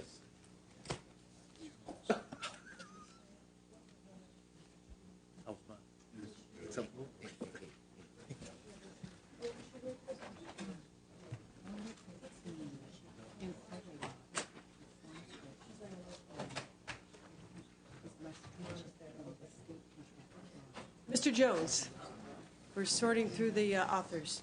Mr. Jones, you have 5 items. Would you like to start with AB 636, the charter carriers? Madam Chair, we're pleased to waive presentation that. We look forward to working with your thank you staff very much. and the We'll move on PUC and the DMV on that. And there was an amendment proposed in the staff analysis. We'll take that too. But we'll work with everybody on it as it moves along. All right. AB 666. That one as well. I'm very pleased to note that we have a Department of Finance letter. I'm sorry, let me back up a second. On that one, we're happy to waive as well. We're looking forward to working with CAL FIRE and the department and the chair on the content of this bill also. Yes. So we'll waive on this one as well, Madam Chair. All righty. Then which ones are you not waiving on? I'm not going to waive on AB 921 and AB 1544. Okay, let's start there then. 921, juvenile court jurisdiction. Members, this is a due pass. Madam Chair, this bill simply is designed to try to provide for better coordination between former foster youth and the who have become juvenile wards to make sure that when they age out of the foster system and they're moving out of the juvenile detention system, they're apprised of the resources that are available to them as former foster youth. There's no new program or entitlement created by this bill. It just merely provides for information to be provided to the foster children. And it has had no votes as it's moved along. We'd ask for your aye vote, and we're happy to take amendments that we're offering here today that have been worked out with your staff. What amendments have we got here? We don't have any amendments, do we? Oh, Mr. Jones, those amendments are in the bill. They're in the bill. I So apologize. they're before us? They are before you. Let's go to your witness. Good evening, Madam Chair. Members, Ed Howard of the Children's Advocacy Institute, pleased to sponsor this measure. As Assemblymember Jones said, this is, and as your analysis says, a prodigiously narrow bill designed to make sure that these certain few abused and neglected children don't fall through the cracks, and we ask for your aye vote. Additional testimony in favor? Is there opposition testimony? Opposition testimony? No. Okay. Finance. In the previous version of the bill, we noted a concern of the costs associated with the reimbursable state-mandated local program, and I believe that the 817 version does not address that concern. Thank you. Senator Denham made a motion to pass. With no further comments, then we'll open the roll. Kehoe? Aye. Kehoe, aye. Cox? Aye. Cox, aye. Corbett? Aye. Corbett, aye. Denham? Aye. Denham, aye. Hancock? Aye. Hancock, aye. Leno? Aye. Leno, aye. Oropeza? Oropeza, aye. Price? Aye. Price, aye. Runner? Runner, aye. Walters? Walters, aye. Wolk? Aye. Wolk, aye. Wyland? Yee? Yee, aye. 12-0. That's what? 12-0. 12-0. Mr. Jones, that item is out. That's passed. Are you taking up 1535? We're going to waive on that as well. We All have right. worked out amendments to address the Then concerns of let's the committee. go We'll take to, those while it's on suspense. Let's go to 1544. Health Facilities. Senator Denham, thank you so much for your support. Madam Chair, members, this bill simply streamlines the process for hospitals to establish primary care clinics, sets some deadlines to review their applications, make sure that they can get up and running in a faster and more efficient way. We're trying to encourage hospitals to have primary care clinics. We ask for your aye vote. Thank you. Testimony in favor? I'm Charlotte Parker, representing... Do you want to push that little red button in front of you? Charlotte Parker, representing Colusa Regional Medical Center, the only hospital in rural Colusa County. Brief one-sentence example of why this bill is needed. Due to budget cuts, UC Davis notified the hospital that they would be closing the internal medicine clinic in Colusa County. This will leave Colusa County with 3,000 patients with no access to internal medicine for their chronic health conditions. Under the current licensing conditions, it would take the hospital 15 to 18 months to apply for a license to reopen that clinic. And we believe this is an unfair burden on the community. That is a shame. I'm sorry to hear that. Next, please. My name is Gail Nickerson. I'm the Director of Clinic Services for Adventist Health. I just want to say that I think that the government and hospitals both stand to save money, and access for patients will improve as a result of this legislation, and we urge your support, your aye vote. Thank you very much. Any testimony, additional testimony in favor? Is there opposition to the bill? Finance, do you have a comment?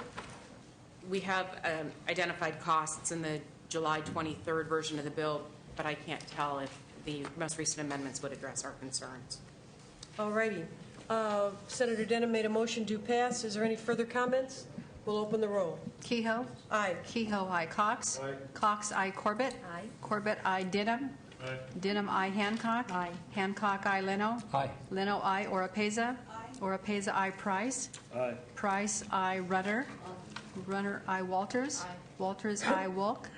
Wolk, aye. Wyland? Yee? Aye. Yee, aye. 12-0. 12-0, Mr. Jones. That measure is passed. Ms. Yamada. Thank you. One item, AB 710, Veterans Health Services. And this is a suspense candidate, Ms. Yamada. Good evening, Madam Chair and members. Thank you for your endurance and diligence through these long proceedings. Although AB 710 is a candidate for suspense, I really felt I would be remiss after this bill has enjoyed such strong bipartisan and unanimous support. AB 710 would require the California Department of Veterans Affairs to work with the other two departments related to mental health and alcohol and drug programs in the state to seek grant funding at the federal level to address very acute and severe and increasingly dangerous conditions for our returning veterans.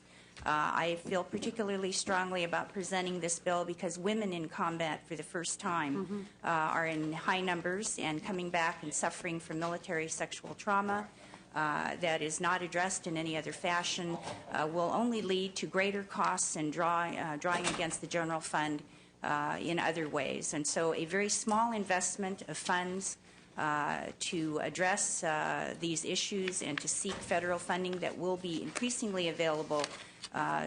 General Shinseki, who is the Secretary of Defense now, or the Secretary, yes, has made this a top priority. I really wonder about the amount of funds that both the departments have indicated would be required to administer these kinds of programs.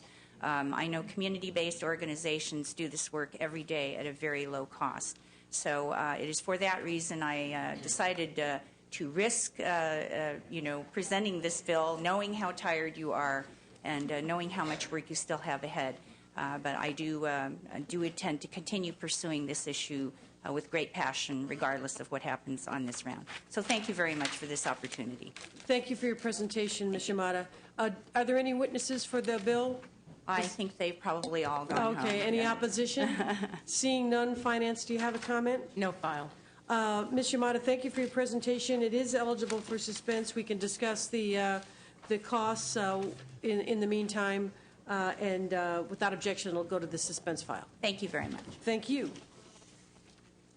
Mr. Arambula, one item, unpaid wages.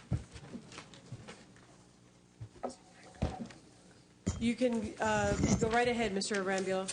Thank you, Madam Chair and members. 854. This bill, as you will note, has the support both from labor as well as agriculture. It's supported by the California Grape and Tree Fruit League, the Farm Bureau Federation, as well as labor organizations. And what it does is it creates a mechanism to better ensure that farm labor contractors and registered garment manufacturers pay what they owe in wages for their wage violations. This would only apply when a wage violation decision is final and non-appealable. If there are no other appeals available and the labor contractor does not pay or set up a payment plan, then the contractor's license will be suspended until a payment plan is set up. This is similar to what goes on already since 1995 in other areas. Very good. Let's go to your witnesses, Mr. Arambula. Madam Chair and members, Mark Schock, California Rural Legal Assistance Foundation. We're sponsors of the bill. As Assemblymember Arambula said, this bill simply extends to garment workers and farm workers the unpaid wage collection protections that have applied to construction workers since 1995, and we'd respectfully ask for an aye vote. Thank you. Next. Madam Chair, members of the committee, Louis Brown on behalf of the Nisei Farmers League and the California Grape and Tree Fruit League. And yes, you have it correct. We are agreeing with Mark Schacht and CRLA asking for a yes vote on this bill. Thank you. All righty. Any additional testimony in favor? Any opposition? Since Louis has already spoken, I guess things have changed. Seeing none, then Finance, do you have a comment? We believe that the costs would be minor to the Department of Industrial Relations. All righty. Then we need a motion on this. Mr. Leno. Mr. Leno already did it. And if there's no further comments, we'll open the roll. Kehoe? Aye. Kehoe, aye. Cox? Aye. Cox, aye. Corbett? Aye. Corbett, aye. Denham? Aye. Denham, aye. Hancock? Aye. Hancock, aye. Leno? Aye. Leno, aye. Oropeza? Oropeza, aye. Price? Aye. Price, aye. Runner? Aye. Runner, aye. Walters? Wolk? Aye. Wolk, aye. Wyland? Yee? Aye. Yee, aye. 11-0. 11-0. That bill is out. Thank you, Madam Chair. Thank you, members. Mr. Fong, 1160, and then Mr. Berryhill. One item, and then it's you. You've been very patient. Mr. Fong, contracts, translation thereof, 1160. This is a due pass, members. Okay. Thank Go you, right Madam ahead. Chair and Senators. AB 1160 will provide consumer protection and equity to non-English speakers purchasing a home in California.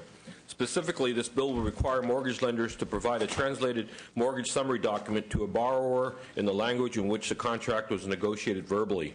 Existing law requires mortgage brokers to provide translated mortgage documents if they negotiate a mortgage loan in Spanish, Chinese, Tagalog, Korean, or Vietnamese.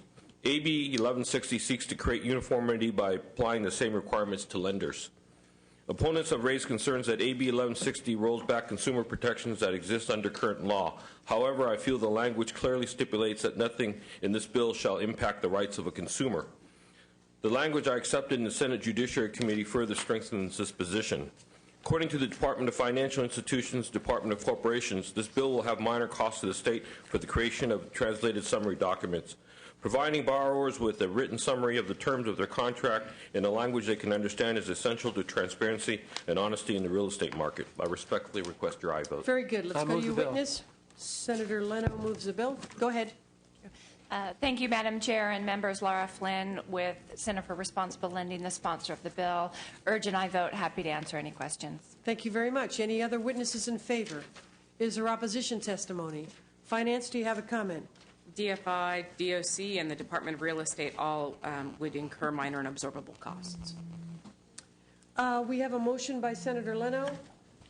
Any comments? Seeing none, we'll open the roll. Kehoe? Aye. Kehoe, aye. Cox? Cox, no. Corbett? Aye. Corbett, aye. Denham? Denham, no. Hancock? Aye. Hancock, aye. Leno? Aye. Leno, aye. Oropeza? Oropeza, aye. Price? Aye. Price, aye. Runner? Runner, no. Walters? Walters, no. Wolk? Wolk, aye. Wyland? Yee? Yee, aye. 8-4. 8-4, Mr. Fong. That bill is out. Thank It's you very out. much. Thank you very much. Mr. Berryhill, two items, AB 1255 and AB 1423. We'll start with 1255, agricultural seed. Thank you, Madam Chair. Yes, I do apologize for the. I think I'm the author that everybody's been looking for today since 9 o'clock. And my hair, you know, a little bit messed up right now, but it was straight this morning. So when you first started, so these will be very brief. Thank you. This bill. It's getting briefer by the second. Briefly, this will extend the sunset on annual county seed subvention. We've had no votes. This program is completely funded by the seed industry, and we urge your aye vote. Very good. We don't discuss California seed law enough. Can we hear from the witness? Julie Broyles here on behalf of the California Seed Association, sponsor of the bill, asking for an aye vote. Very good. Is there any other testimony in favor? Is there any opposition testimony? Finance, do you have a comment on the California seed law? Finance is neutral on this measure. Neutral? All righty. We have a motion by Senator Cox? Or No, I think there's a yield to Senator Denham? He's the seed expert. Senator Denham. He's not seedy, though. No. So we will open the roll then. Kehoe? Aye. Kehoe, aye. Cox? Cox, aye. Corbett? Corbett, aye. Denham? Denham, aye. Hancock? Aye. Hancock, aye. Leno? Aye. Leno, aye. Oropeza? Oropeza, aye. Price? Aye. Price, aye. Runner? Runner, aye. Walters? Walters, aye. Wolk? Wolk, aye. Wyland?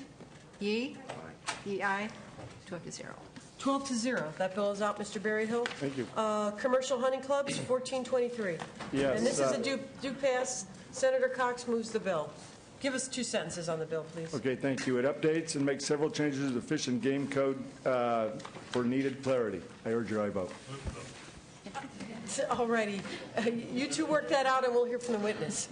Jason Ryan, California Outdoor Heritage Alliance. We have sponsors bill. We ask for your aye vote. Thank you very much. Okay, now, who made the motion? I made the motion. Mr. Cox made the motion. Mr. Leno has a comment. If it weren't for the hour of the day, I probably wouldn't have to ask, but is there any opposition on this bill? I'll defer. To the best of my knowledge, there's been no opposition listed in any of the analysis that I have seen. Finance, did you have a comment? The department is neutral on this measure because any state costs would be offset by user fees. All righty. We have a motion from Senator Cox. Any further comments? Seeing none, we'll open the roll. Kehoe? Aye. Kehoe, aye. Cox? Cox, aye. Corbett? Aye. Corbett, aye. Denham? Denham, aye. Hancock? Aye. Hancock, aye. Leno? Aye. Leno, aye. Oropeza? Oropeza, aye. Price? Aye. Price, aye. Runner? Runner, aye. Walters? Walters, aye. Wolk? Aye. Wolk, aye. Wyland? Yee? Aye. Yee, aye. 12-0. It's good to wait till the end. All righty. It is. Assemblymember Conway, welcome. You have one item, Ms. Conway, on safe drinking water, AB 1438. This is a suspense item. Yes, ma'am. Thank you. Please begin whenever you're ready. Thank you. I don't think my clock. No. I'll start anyway. Madam Chair and members, I appreciate the opportunity to present AB 1438. AB 1438 helps disadvantaged communities build water infrastructure by increasing the grant cap on the federally funded Safe Drinking Water Revolving Fund to $3 million. The current cap of $1 million prevents the program from funding larger, potentially more sustainable projects. Existing law allows the Department of Public Health to establish specified separate accounts or sub-accounts within the Drinking Water State Revolving Fund. This bill allows the department to establish a wellhead protection account within the fund. This is an authorization, not a requirement, and not a mandate. If the wellhead protection program is instituted by the department, California is allowed to take federal funds with no state match requirement to establish and implement wellhead protection programs. Groundwater is a key drinking water source, providing about 40% of all drinking water supplies in the state and up to 90% in the Central Valley, where I live, throughout the valley. The cost of preventing contamination is 30 to 40 times cheaper than treating groundwater that has been contaminated. California is one of the few states who have not taken advantage of the opportunity to use federal grant money to develop this wellhead program. AB 1438 is an important piece of legislation that will ultimately get our disadvantaged communities the funding they need for drinking water projects.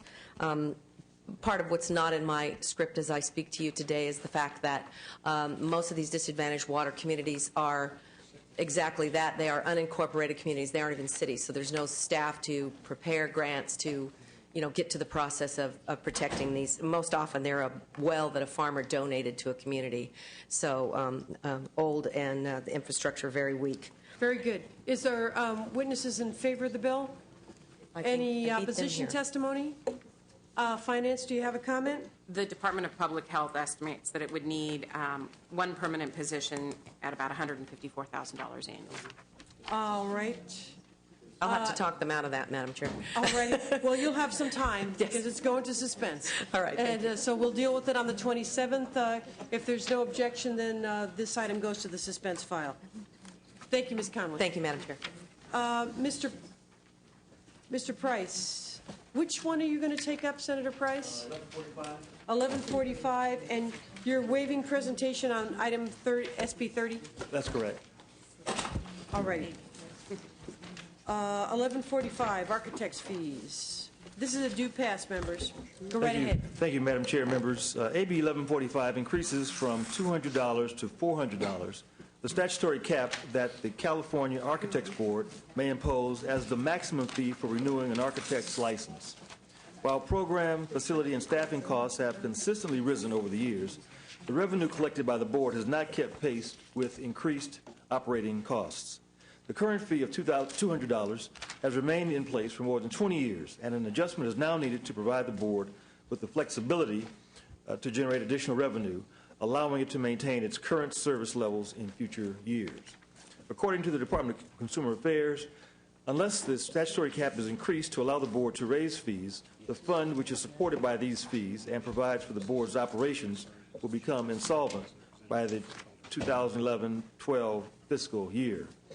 AB 1145 contains no general fund costs and has the support of both the professional trade organizations and the state regulatory agency. There is no opposition in the file. I respectfully ask for your aye vote. Thank you, Senator. I move the bill. Senator Leno moves the bill, and we'll hear from the witnesses. Go right ahead. Thank you, Madam Chair and members. Mark Christian with the American Institute of Architects California Council. We're co-sponsoring this bill with the California Architects Board. It is the obligation, the duty of the licensed professions to fully fund the licensing boards. It's been 20 years since the architect's fee has been raised. The time has come. We ask for an aye vote. Thank you. Very good. Next. Doug McCauley with the Architects Board, again, also in support of the bill. Thank you very much. Any additional testimony in favor? Any opposition? Finance, do you have a comment? Just to note that the California Architects Board Fund is expected to be insolvent by 2010-11 without this bill. Just in time. Motion by Senator Leno. If no further comments, we'll open the roll. Kehoe? Aye. Kehoe, aye. Cox? Aye. Cox, aye. Corbett? Aye. Corbett, aye. Denham? Aye. Denham, aye. Hancock? Aye. Hancock, aye. Leno? Aye. Leno, aye. Oropeza? Aye. Oropeza, aye. Price? Aye. Price, aye. Runner? Aye. Runner, aye. Walters? Aye. Walters, aye. Wolk? Aye. Wolk, aye. Wyland? Yee? Aye. Yee, aye. 12-0. 12-0. That bill is out. We'll take up the other item a little later, Senator Price. May I, members, Mr. Cotto has put over AB 1577 on problem and pathological gambling, last item on the file. That'll be heard next week.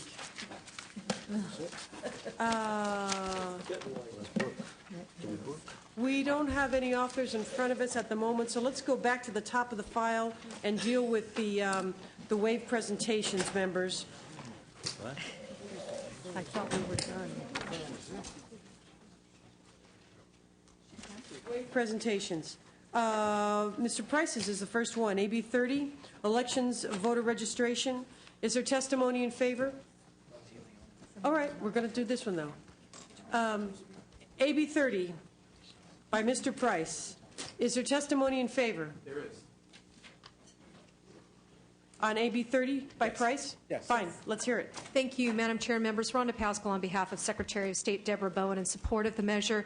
If I could just underscore very quickly for members that the bill will become effective upon the implementation of VoteCal, our new HAVA-compliant statewide voter database, and I urge your support as the bill is pending on suspense. Thank you. Next.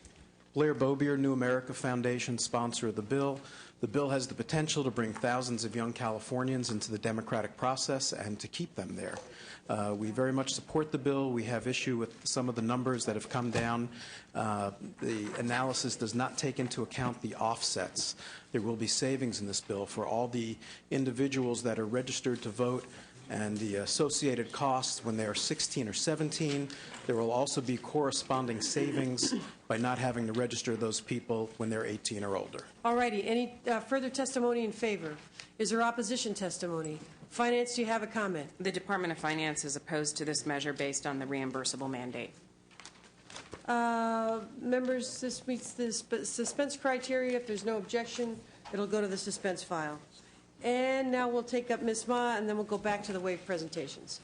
Ms. Ma, let's see.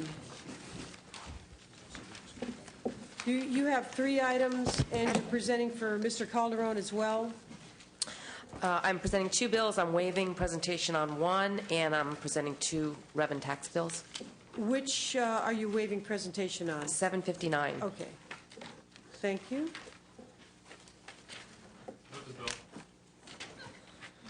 Okay, thank you, members. Well, let's go to the one that she's going to present, Senator Denham. How about that? Okay, good. AB 543, perinatal care. Go right ahead. And this is a due pass with amendments, members. Thank you, members. Madam Chair, AB 534 would allow the implementation of the Nurse Family Partnership Program in California. This program would allow low-income first-time mothers to have the ability to be successful mothers and members of society. And with me today is Monica Miller. Madam Chair and members, this measure was carried originally by Senator George Runner. The bill was enacted and unfortunately sunset. The measure essentially allows for low-income first-time mothers to get not only prenatal care, because if they have to be put into the program during their first trimester, but it goes beyond that. It goes to age 2 of the baby. We recognize the state's fiscal conditions, worked very closely both with Assembly Members Ma as well as Senator Runner to try and come up with alternative ways of thinking. Did some extensive fundraising from private foundations, have to date raised $535,000. I have a check ready to go into that fund. Additionally, not only did President Bush support this program, but also President Obama, when he was elected, 2 programs he supported. This was one of them. There's $124 million coming to California on October 1st for this program. So we really think it's important to get this program on the books so we can access those funds. I don't know if there's any questions. Over the next 10 years, we have $1.8 billion coming into the state of California. We do need the matching component, which is why we need this measure. So if there's any questions, I'm happy to answer them. Thank you. Thank you. Additional testimony in favor? Is there any opposition? Senator Denham moved the bill, correct? Finance? I don't have a file on this measure. All righty. We have a motion by Senator Denham. There is an amendment here that deletes the continuous appropriation, Ms. Ma, correct? Yes, correct. Alrighty. So the motions do pass as amended. Is there any other comments? Seeing none, we'll open the roll. Kehoe? Aye. Kehoe, aye. Cox? Aye. Cox, aye. Corbett? Aye. Corbett, aye. Denham? Aye. Denham, aye. Hancock? Aye. Hancock, aye. Leno? Aye. Leno, aye. Oropeza? Aye. Oropeza, aye. Price? Aye. Price, aye. Runner? Aye. Runner, aye. Walters? Aye. Walters, aye. Wolk? Aye. Wolk, aye. Wyland? Yee? Aye. Yee, aye. 12-0. 12-0, that measure's passed. And now we hear about the Blueberry Commission. Thank you, members. My favorite bill. We'll create the California Blueberry Commission modeled after other successful commodity commissions. This will be funded solely by the farmers themselves. There will be no general fund costs. And with me today is Louis Brown, representing the sponsor of the bill, the California Blueberry Commission. Maybe Mr. Cox moves the bill. Maybe we should consider a cotton Blueberry Commission. Maybe work out the details. So we have a motion, Mr. Brown, and then we'll Madam Chair, members of the committee, Louis Brown on behalf of the California Blueberry Association, sponsor the bill and ask for your aye vote. Any further testimony in favor? Any opposition? Finance, do you have a comment? The Department of Finance is neutral on this measure. All righty, a motion by Senator Cox. Any further discussion? We'll open the roll. Kehoe? Aye. Kehoe, aye. Cox? Aye. Cox, aye. Corbett? Aye. Corbett, aye. Denham? Aye. Denham, aye. Hancock? No. Hancock, no. Leno? Aye. Leno, aye. Oropesa? Oropesa, aye. Okay, pro blueberries. What is she on? Ms. Oropesa is an aye and Okay. is praising the antioxidant Okay. qualities. And we Price? interrupted you in the meeting. Price, aye. Runner? Runner, aye. Walters? Walters, aye. Wolk? Wolk? Wyland, Yee? Yee, aye. 10-1. 10-1. The measure's passed. We'll take up Mr. Calderon's items now. You Yes. will. Members, at the end of the file, AB 1546 and AB 1547, the tax committee bills, they're both due pass. Ms. Ma? Thank you, Madam Chair. Members, AB 1546 is one of the Revenue and Taxation Committee's bills to improve administration of the personal income tax and the corporate tax laws.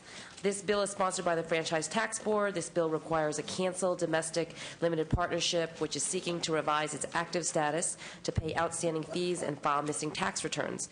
It will also allow the Franchise Tax Board to impose a $100 service fee on the limited partnership that makes an expedited request for written confirmation. With me today is Brian Putler from the Franchise Tax Board, who is happy to answer any technical questions you may have. Do you have a statement? In the interest of time, I don't. I'm just happy Thank to you answer so much. questions. Next, do you have a statement? No, I'm wonderful. I like this bill better and better. Mr. Leno moves the bill. Are there any comments, members? Seeing none, we'll open the roll. Madam Chair. Oh, I beg just your had- pardon, I actually Finance. had a question. We had concerns that the bill, as it was in print on June 30th, would chapter out one of the trailer bills, and I was wondering if that concern had been addressed. Well, we don't know. Ms. Ma? The bill has been, I believe, amended to take those provisions out of the bill. The August 17th amendments take care of that? Yes. And Mr. McKenzie agrees, so we're copacetic. So we have a motion by Senator Leno. No further discussion. We'll open the roll. Kehoe? Aye. Kehoe, aye. Cox? No. Cox, no. Corbett? Aye. Corbett, aye. Denham? Hancock? Denham? Aye. Just a second. Mr. Denham? Denham, no. Hancock? Aye. Hancock, aye. Leno? Aye. Leno, aye. Oropesa? Oropesa, aye. Price? Aye. Price, aye. Runner? Runner, no. Walters? No. Walters, no. Wolk? Aye. Wolk, aye. Wyland? Yee? Aye. Yee, aye.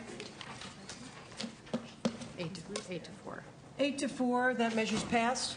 And we'll take up AB 1547, again, the BOE taxes and fees. Ms. Ma? Yes. AB 1547 implements various technical and non-controversial tax proposals sponsored by the Board of Equalization. Among other things, this bill increases the reinstatement fee on suspended or revoked seller's permits from $50 to $100 to encourage taxpayer compliance and defray BOE costs. Today, Margaret Shedd is here from the BOE, who will be happy to answer any technical questions.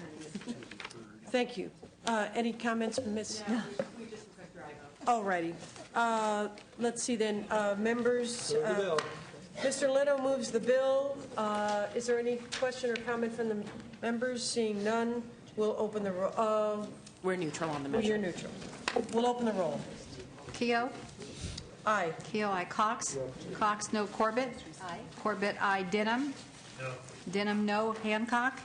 Aye. Hancock, aye. Leno? Aye. Leno, aye. Oropesa? Oropesa, I. Price. Aye. Price, I. Runner. Runner, no. Walters. Walters, no. Wolk. Wolk, I. Wyland. Yee. Yee, I. 8-4. 8-4, Ms. Ma, that measure's out. And Mr. Tarico, did I see you down there? And you are just presenting one item this evening, is that right?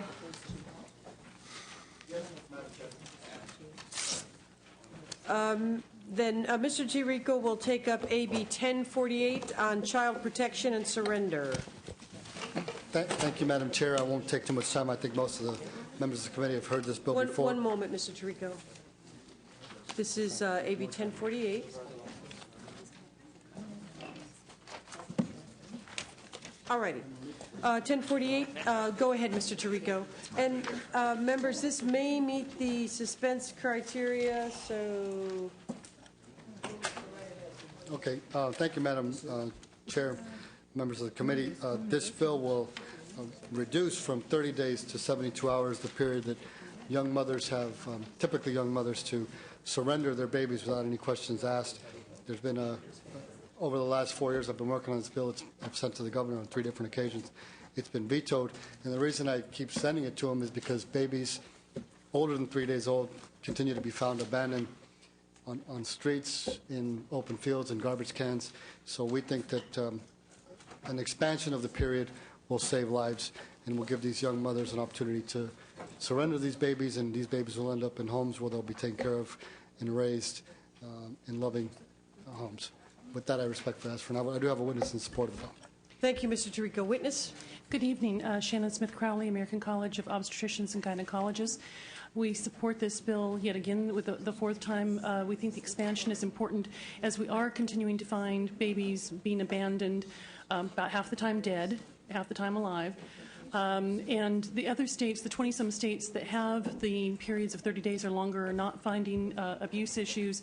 We think this actually could save money for fire and police when they don't have to go investigate these cases. We ask for your support and your aye vote. Thank you very much. Any further testimony in favor? One question. Yes, certainly. First of all, I'd like to move the bill. Again, it may be in the analysis. I'm not seeing it on a quick read. Could you remind us of the other states that do have similar statutes? How many are 30 days? I think it's a good number. No, good. A couple go even much further. Can you give us a background? Yeah, I appreciate that. Good question, Senator. At least my recollection is that there's at least 19 or more states that have 30 days or longer. There are 2 states that go all the way up to a year. The trend around the country is to expand. Places like Texas and other states have gone from 3 days to 7 days to 14 days to 30 days. But the norm, I think the norm is starting to be around 30 days around the country. Right, and I know this has been highly debated. I won't go on, but my own take on it is that at a year, I think you could make a strong argument that we've got an adoption process and a foster care process, but 30 days, the emotional attachment and all, and just the whole process, I think it's fairly reasonable. No, I appreciate that, Senator. I agree with that assessment. We've had testimony over the last 3 years from a number of individuals, OBGYNs, nurses, psychiatrists, psychologists, even a college professor that has researched the issue referred to as infanticide, and all have stated that the 3 days is just not enough time for these typically young, impoverished women to make this decision. And what we're trying to do is buy time for the baby. This is really what we're trying to do here, and make sure that the women know all of their options. In addition to that, this version of the bill has incorporated findings from an audit that I requested 2 years ago to make the program stronger, to streamline the program, and to assure that we're collecting all the relevant data and that we're providing all the relevant choices. And from the onset of the bill 3 years ago, I included provisions that require the emergency personnel to take the baby to inform the parent, or parents in some cases, of the right to put the baby through the process of legal relinquishment, which is the legal adoption process. So that is part of the bill also, because we're not discouraging adoption. We're simply encouraging these mothers to take these babies to safe places. Thank you.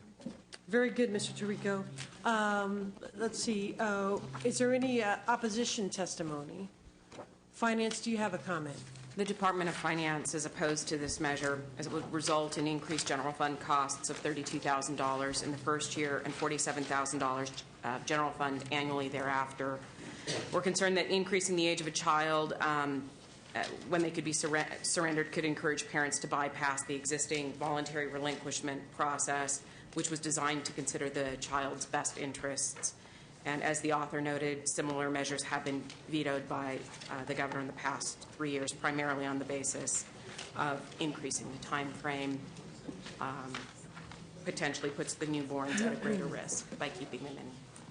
Very good. Thank you. A very important issue, Mr. Tirico. The analysis points out that in the last 8 years under existing law, 280 babies have been surrendered statewide. This is a very small universe. Government is already involved in incurring expenses dealing with abandoned babies. The analysis goes on to say it's unlikely that the $1,000 threshold for a reimbursable mandate would be met by more than a few counties. So I think it's under the criteria for suspense. So I'll support Mr. Leno's motion. Are there any other comments?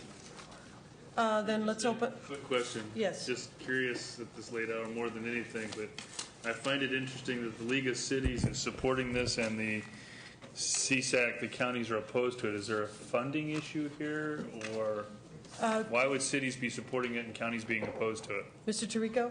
The primary opposition for the bill from the beginning has been L.A. County, specifically Supervisor Kanabi. And their issue is the cost issue of potential increased costs because the babies are coming in. There's a cutoff point of 3 days now. If you expand that to 30 days, the theory is that there'll be a flood of babies coming in, and the counties are the primary source of social services and adoption and all the rest. So, actually, isn't it the firehouse where one of the main drop-off points? Initially the firehouse and emergency rooms are the drop-off points if they're designated by the counties. However, the health, as you pointed out, the services provided to the babies are primarily in the specter of counties. That's why the cities have not opposed the bill. Right. But you know, this bill's on point. Any other comments? We have a motion by Senator Leno, and so we'll open the roll. Kehoe? Aye. Kehoe, aye. Cox? Cox, aye. Corbett? Aye. Corbett, aye. Denham? No. Denham, no. Hancock? Aye. Hancock, aye. Leno? Aye. Leno, aye. Oropeza? Aye. Oropeza, aye. Price? Aye. Price, aye. Runner? Runner, no. Walters? No. Walters, no. Wolk? Aye. Can't hear you. Wolk, aye. Wyland? Yee? Yee, aye. What is that? Help poor Sally out. We're not hearing very well. There's a lot of background noise here. 9-3, it's out. 9? 9-3. 9-3, the measure's out. And we'll take the other one up a little bit later, Mr. Tirico. Members, Ms. Lowenthal has put AB 1340 having to do with special absentee voters over till next week. So that's another one we can cross off our list. Ms. Lowenthal, AB 1340, okay? Next week. All righty. Members, let's go back to the top of the file and work on some of the wave presentations. There are still some, Mr. Hill, Mr. Hall, Mr. Nilo, Mr. Hernandez, some others, we're still waiting on them.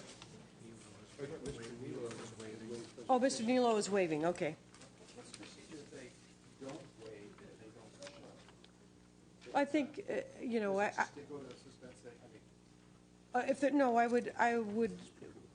we'd try to put it over. I think last week a couple people didn't show up. Put it over till next Monday. Now, if they don't show up next Monday, then we got a little bit more of a brain teaser. So we don't automatically put it up on suspense if they don't show. We will just put it over the next week. Right. And then most of them have told us where they're waiving presentation on suspense items, and we're going to go through those now. In fact, we are going to go to, tell me if I'm skipping any. The first one I have is AB 798 by Mr. Nava. This is a waive presentation on toll facilities. AB 798 on toll road facilities. Is there testimony in favor? Is there opposition testimony? Finance, do you have a file on this one?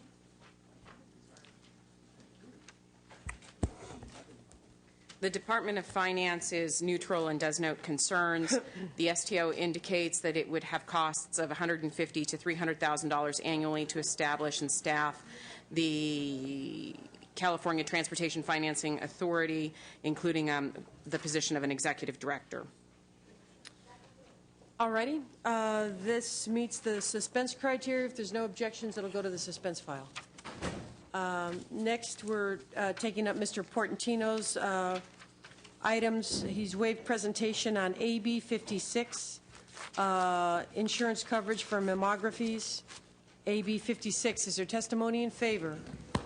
Is there testimony opposed? Finance, do you have a comment on this one? Assuming that the bill was amended on July 8th, we have an approved opposed position. The Department of Managed Healthcare indicates that it have one-time costs for the Help Center in the first 6 months for approximately $16,000 and ongoing costs of approximately $32,000.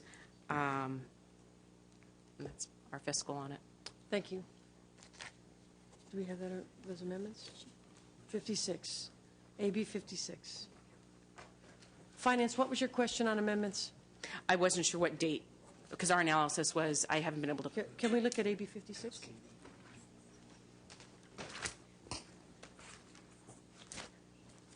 It is the same version of the bill that we analyzed.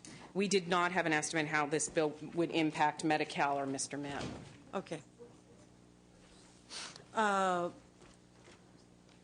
It does meet suspense criteria, so if there's no objection, it will go into the suspense file. There's another item by Mr. Portantino. That is 1017, sexual assault crimes. Is there testimony in favor of AB 1017?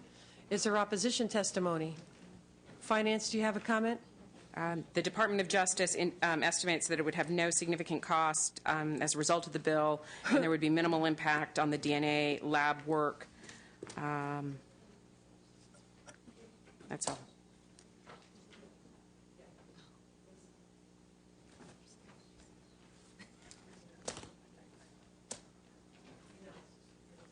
It does create a reimbursable state-mandated local program. That would send it to suspense.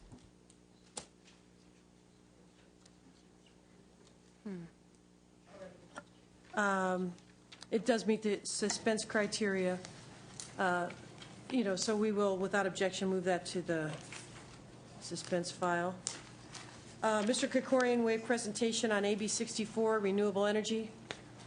Jacqueline? Is there testimony in favor of AB 64?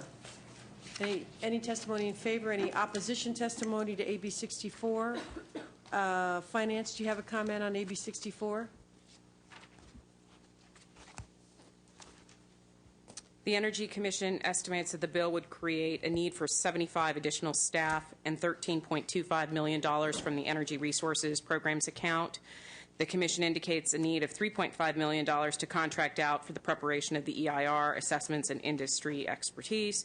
The PUC estimates that the fiscal impact of the bill would be $1.7 million to the PUC reimbursement account and would require 14 positions to implement the RPS mandate and transmission permitting deadlines and increase the RPS targets required in the bill. We do not believe that it would have a reimbursable state-mandated program.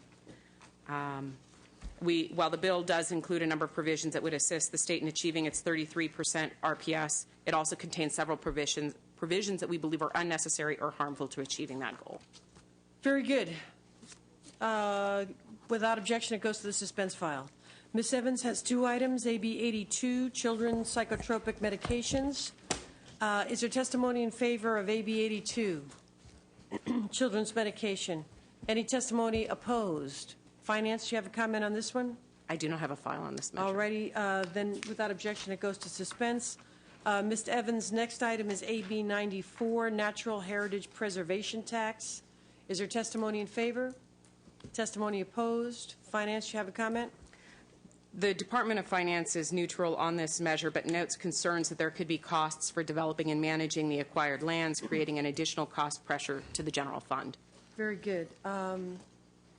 Ms. Hayashi, AB 108, individual health care coverage. Is there testimony in favor? Testimony opposed? Finance? I don't have a file on this measure. All righty. That goes to suspense, AB 108. Mr. Bell. Mr. Bell has AB 303, Medi-Cal seismic safety. Is there testimony in favor? Is there opposition? Finance, do you have a comment on this one? The bill could create significant general fund cost pressures in the millions of dollars in the event that local governments are unable to provide the resources needed to draw down federal funds under this program. It may be difficult for the Department of Health Care Services to absorb additional workload associated with this proposal, given the current state of the department's budget.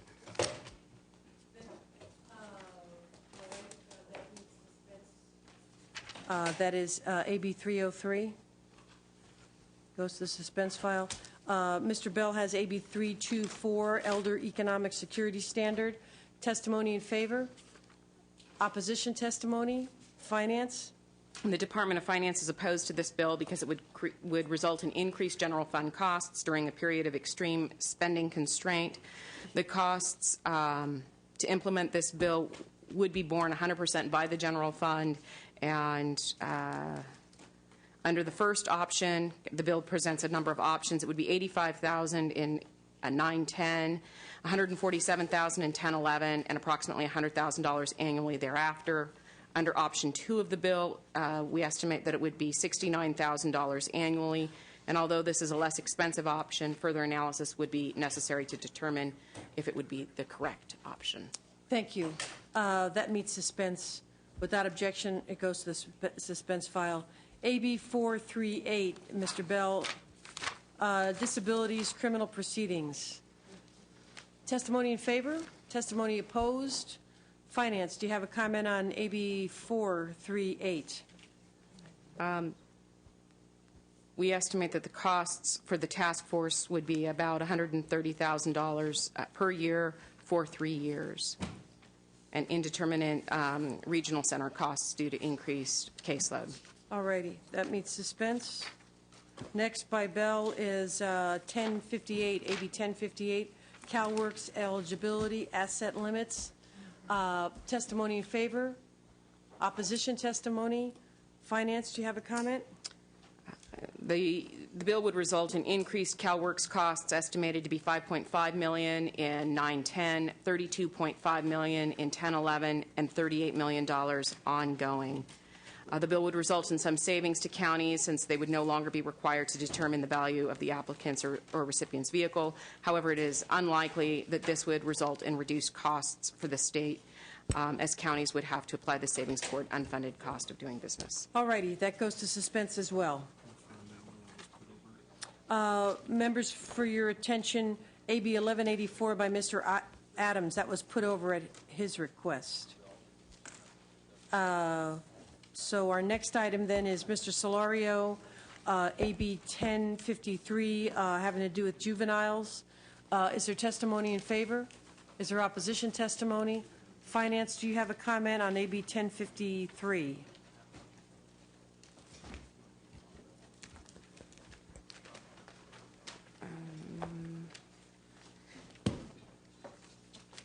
This bill, by placing offenders on parole for 3 to 4 months earlier, could result in some general fund savings, but I don't have an estimate at this time. All righty. Our analysis says it meets suspense criteria. Without objection, it'll go to the suspense file. And we'll move on to Ms. Salas. She has 3 items. AB 1330, Veterans Pilot Project, Veterans Housing. Testimony in favor? Opposition testimony? Finance? It would allow the Department of Veterans Affairs to use existing Calvet home loan funds to establish the pilot project. The Department of Veterans Affairs has indicated that the cost to implement and operate the pilot have not yet been determined. I don't have a specific number to give you, besides that we expect costs. It goes to suspense. Thank you. The next one by Salas is AB 1568, also veterans benefits. Testimony in favor. Any opposition testimony? Finance, you have a comment on this one? We're opposed to this measure. We estimate that the Department of Health Care Services would incur about $350,000 of costs to develop the feasibility study report. We believe that it's premature to expand the Paris program beyond the 3 pilot counties prior to the completion of the legislatively required evaluation of the pilot's outcome and savings. And we believe that imposing additional program requirements on local governments in the current economy would add to the difficult fiscal and administrative challenges already occurring at the local level. Very good. That goes to suspense. And now we have AB 1571, Mental Health Services for Veterans by Salas. Testimony in favor? Testimony opposed? The bill... Go ahead. Sorry. The bill would result in minor and absorbable costs to the Department of Mental Health to inform the Department of Veterinary Affairs of any county plans that would include veterans outreach. It would require DMH to contract for a study, which we estimate that the costs for the study would be about $100,000. And that's our Thank you. That goes to suspense as well. One item by Mr. Davis, AB 685, school facilities having to do with athletics. Testimony in favor? Testimony opposed? Finance? AB 685 by Mr. Davis. The State Department of Education would incur approximately $150,000 annual general fund costs to review the facility's applications for Title IX compliance and one-time general fund costs in the thousands of dollars to the extent that SDA convenes the working group. Very good. That item goes to suspense. Mr. Chesbro has 3 items. AB 479, solid waste diversion. Testimony in favor. Any opposition testimony? Finance? The Integrated Waste Management Board has a structural deficit where we expect in the 9-10 expenditures to exceed revenues by $1.8 million. And so any costs incurred by this bill, while potentially minor and absorbable, would have an impact on that. All righty. That item goes to suspense. AB 754, Medi-Cal mental health plans. Testimony in favor. Opposition. Finance? The Department of Finance is opposed to this measure. Looking for just the dollars, sorry. The estimated 2009-10 general fund budget for mental health program was $113.3 million, and this bill would add an estimated $364.8 million burden to the cash flow in 9-10. I don't know if that's clear with just taking that excerpt out. It's clear it's going to suspense. Okay. AB 903, solid waste, electronic waste. Testimony in favor? Testimony opposed? Finance? It's all yours. Oh, excellent. That goes to suspense as well. And we're getting there. Just a couple more pages to go. Mr. Huffman has 2 items. AB 920, solar distributed generation. Is there testimony in favor? Testimony opposed? Finance? Sorry, he's hiding. Oh, see, so he never did.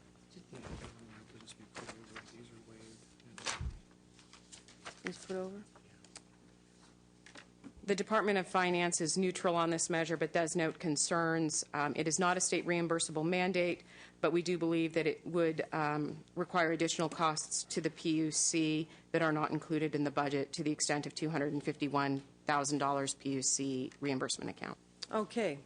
That one goes to suspense. Next is AB 1343, Huffman Architectural Paint Recovery.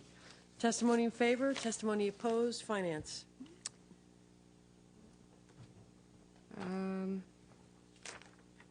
The Integrated Waste Management Board would require $146,000 and for 1.75 positions and another $10,000 for plan review and approval.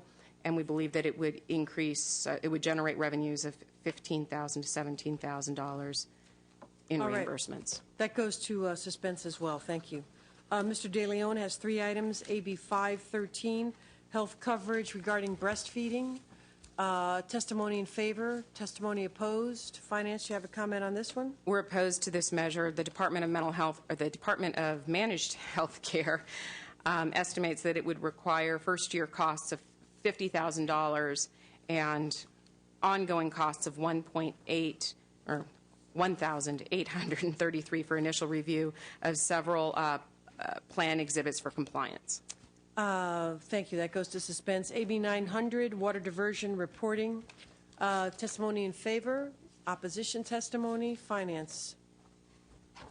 We haven't completed the review of the bill with the most recent amendments, but we do note that the Water Board estimated it would need 7.5 2-year limited term positions to initially review and process the 1,600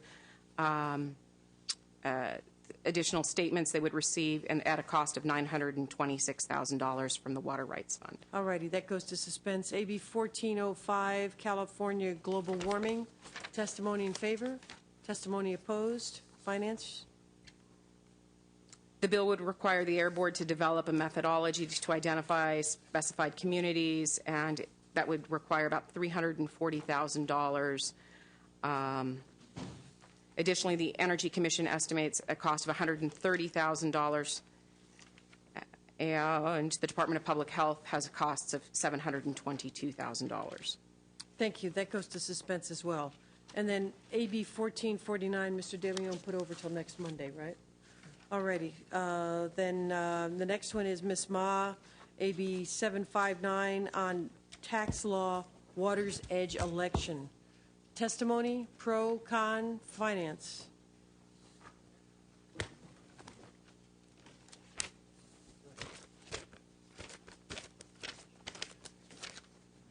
The Department of Finance is neutral on this measure. What's that? The FTB staff preliminarily have indicated that it would result in revenue losses of $100,000 in 9-10 and $400,000 in 10-11 and 11-12. Yep. That goes to suspense. Ms. Skinner has one item that was AB 983, before and after school programs. Testimony in favor, testimony opposed. Finance. A total of $550 million is continuously appropriated annually for the after-school education and safety programs. While this bill would require the costs associated with weekend activities to be paid for from the program's maximum base or supplemental grant, resources that would normally fund regular activities would be instead directed to this weekend activity. All right, suspense for that one too. Mr. Valines, AB 567, government practices. Testimony in favor, testimony opposed. Finance, please. The BSA advises that the costs resulting from the implementation of this bill would be minor and absorbable within existing resources. That was a good idea as well. However, their budget does not come through the Department of Finance. It goes directly through Thank you. That goes to suspense as well. Ms. Fuller has two. AB 1253, fish predation report. Testimony in favor or opposed. Finance. 1253. I do not have a file on this measure. All righty, that goes to suspense. Next is Fuller 1295, post-secondary nursing programs. Testimony in favor, testimony opposed. Finance. CSU one-time costs would be about $200,000. All righty, suspense. AB 718 by Mr. Emerson, Inland Empire Health Plan. In favor testimony, opposition testimony. Finance. 718. 718, health plan. The bill indicates that the pilot would be supported by federal ARA funds. The department has not yet verified to us whether or not the funds from this source would be available for this purpose. So we're still looking at that. And the pilot may be an eligible youth for the High Tech Act funds available through the federal stimulus as well. Very good. That goes to suspense as well. Mr. Jones has 3 items, AB 636, Charter Party Carriers. Testimony in favor, testimony opposed. And he was saying something about amendments. You have that? You haven't received them yet? Okay. All right. So, Finance, you have a comment? Not on 636. Okay. That goes to suspense. 666. AB 666 subdivision maps. Testimony in favor, testimony opposed. Finance? CDF would require $300,000 in one-time costs to develop the regulations. And were there amendments to this one also? Did he make a comment about that? I see. Okay. That goes to suspense. And the next one, last by Mr. Jones, is 1535, audiologists, hearing aids. Testimony in favor, testimony opposed. Finance? And didn't he also say he had amendments on that one too? This is an administration-sponsored bill, and we're supportive of the measure. We believe that under control there's section. one. Yeah, under control section 13.25, the Department of Finance would be able to adjust the amounts in the appropriations of the 2 departments, so we'd be able to administer. I think Mr. Jones mentioned amendments on this one too. Who's doing this one? Yes, he is proposing to make it revenue neutral. All righty. And that goes to suspense as well. Last page, everybody. Mr. Hall has a education technology bill, AB 678. Testimony in favor, testimony opposed. Finance? The State Department of Education has identified state operation costs of $25,000 to $50,000 to comply with the provisions of the bill. That's all. Suspense. Very good.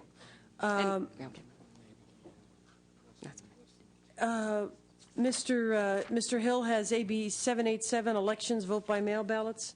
And what about this one? Okay. Testimony on AB 787, elections.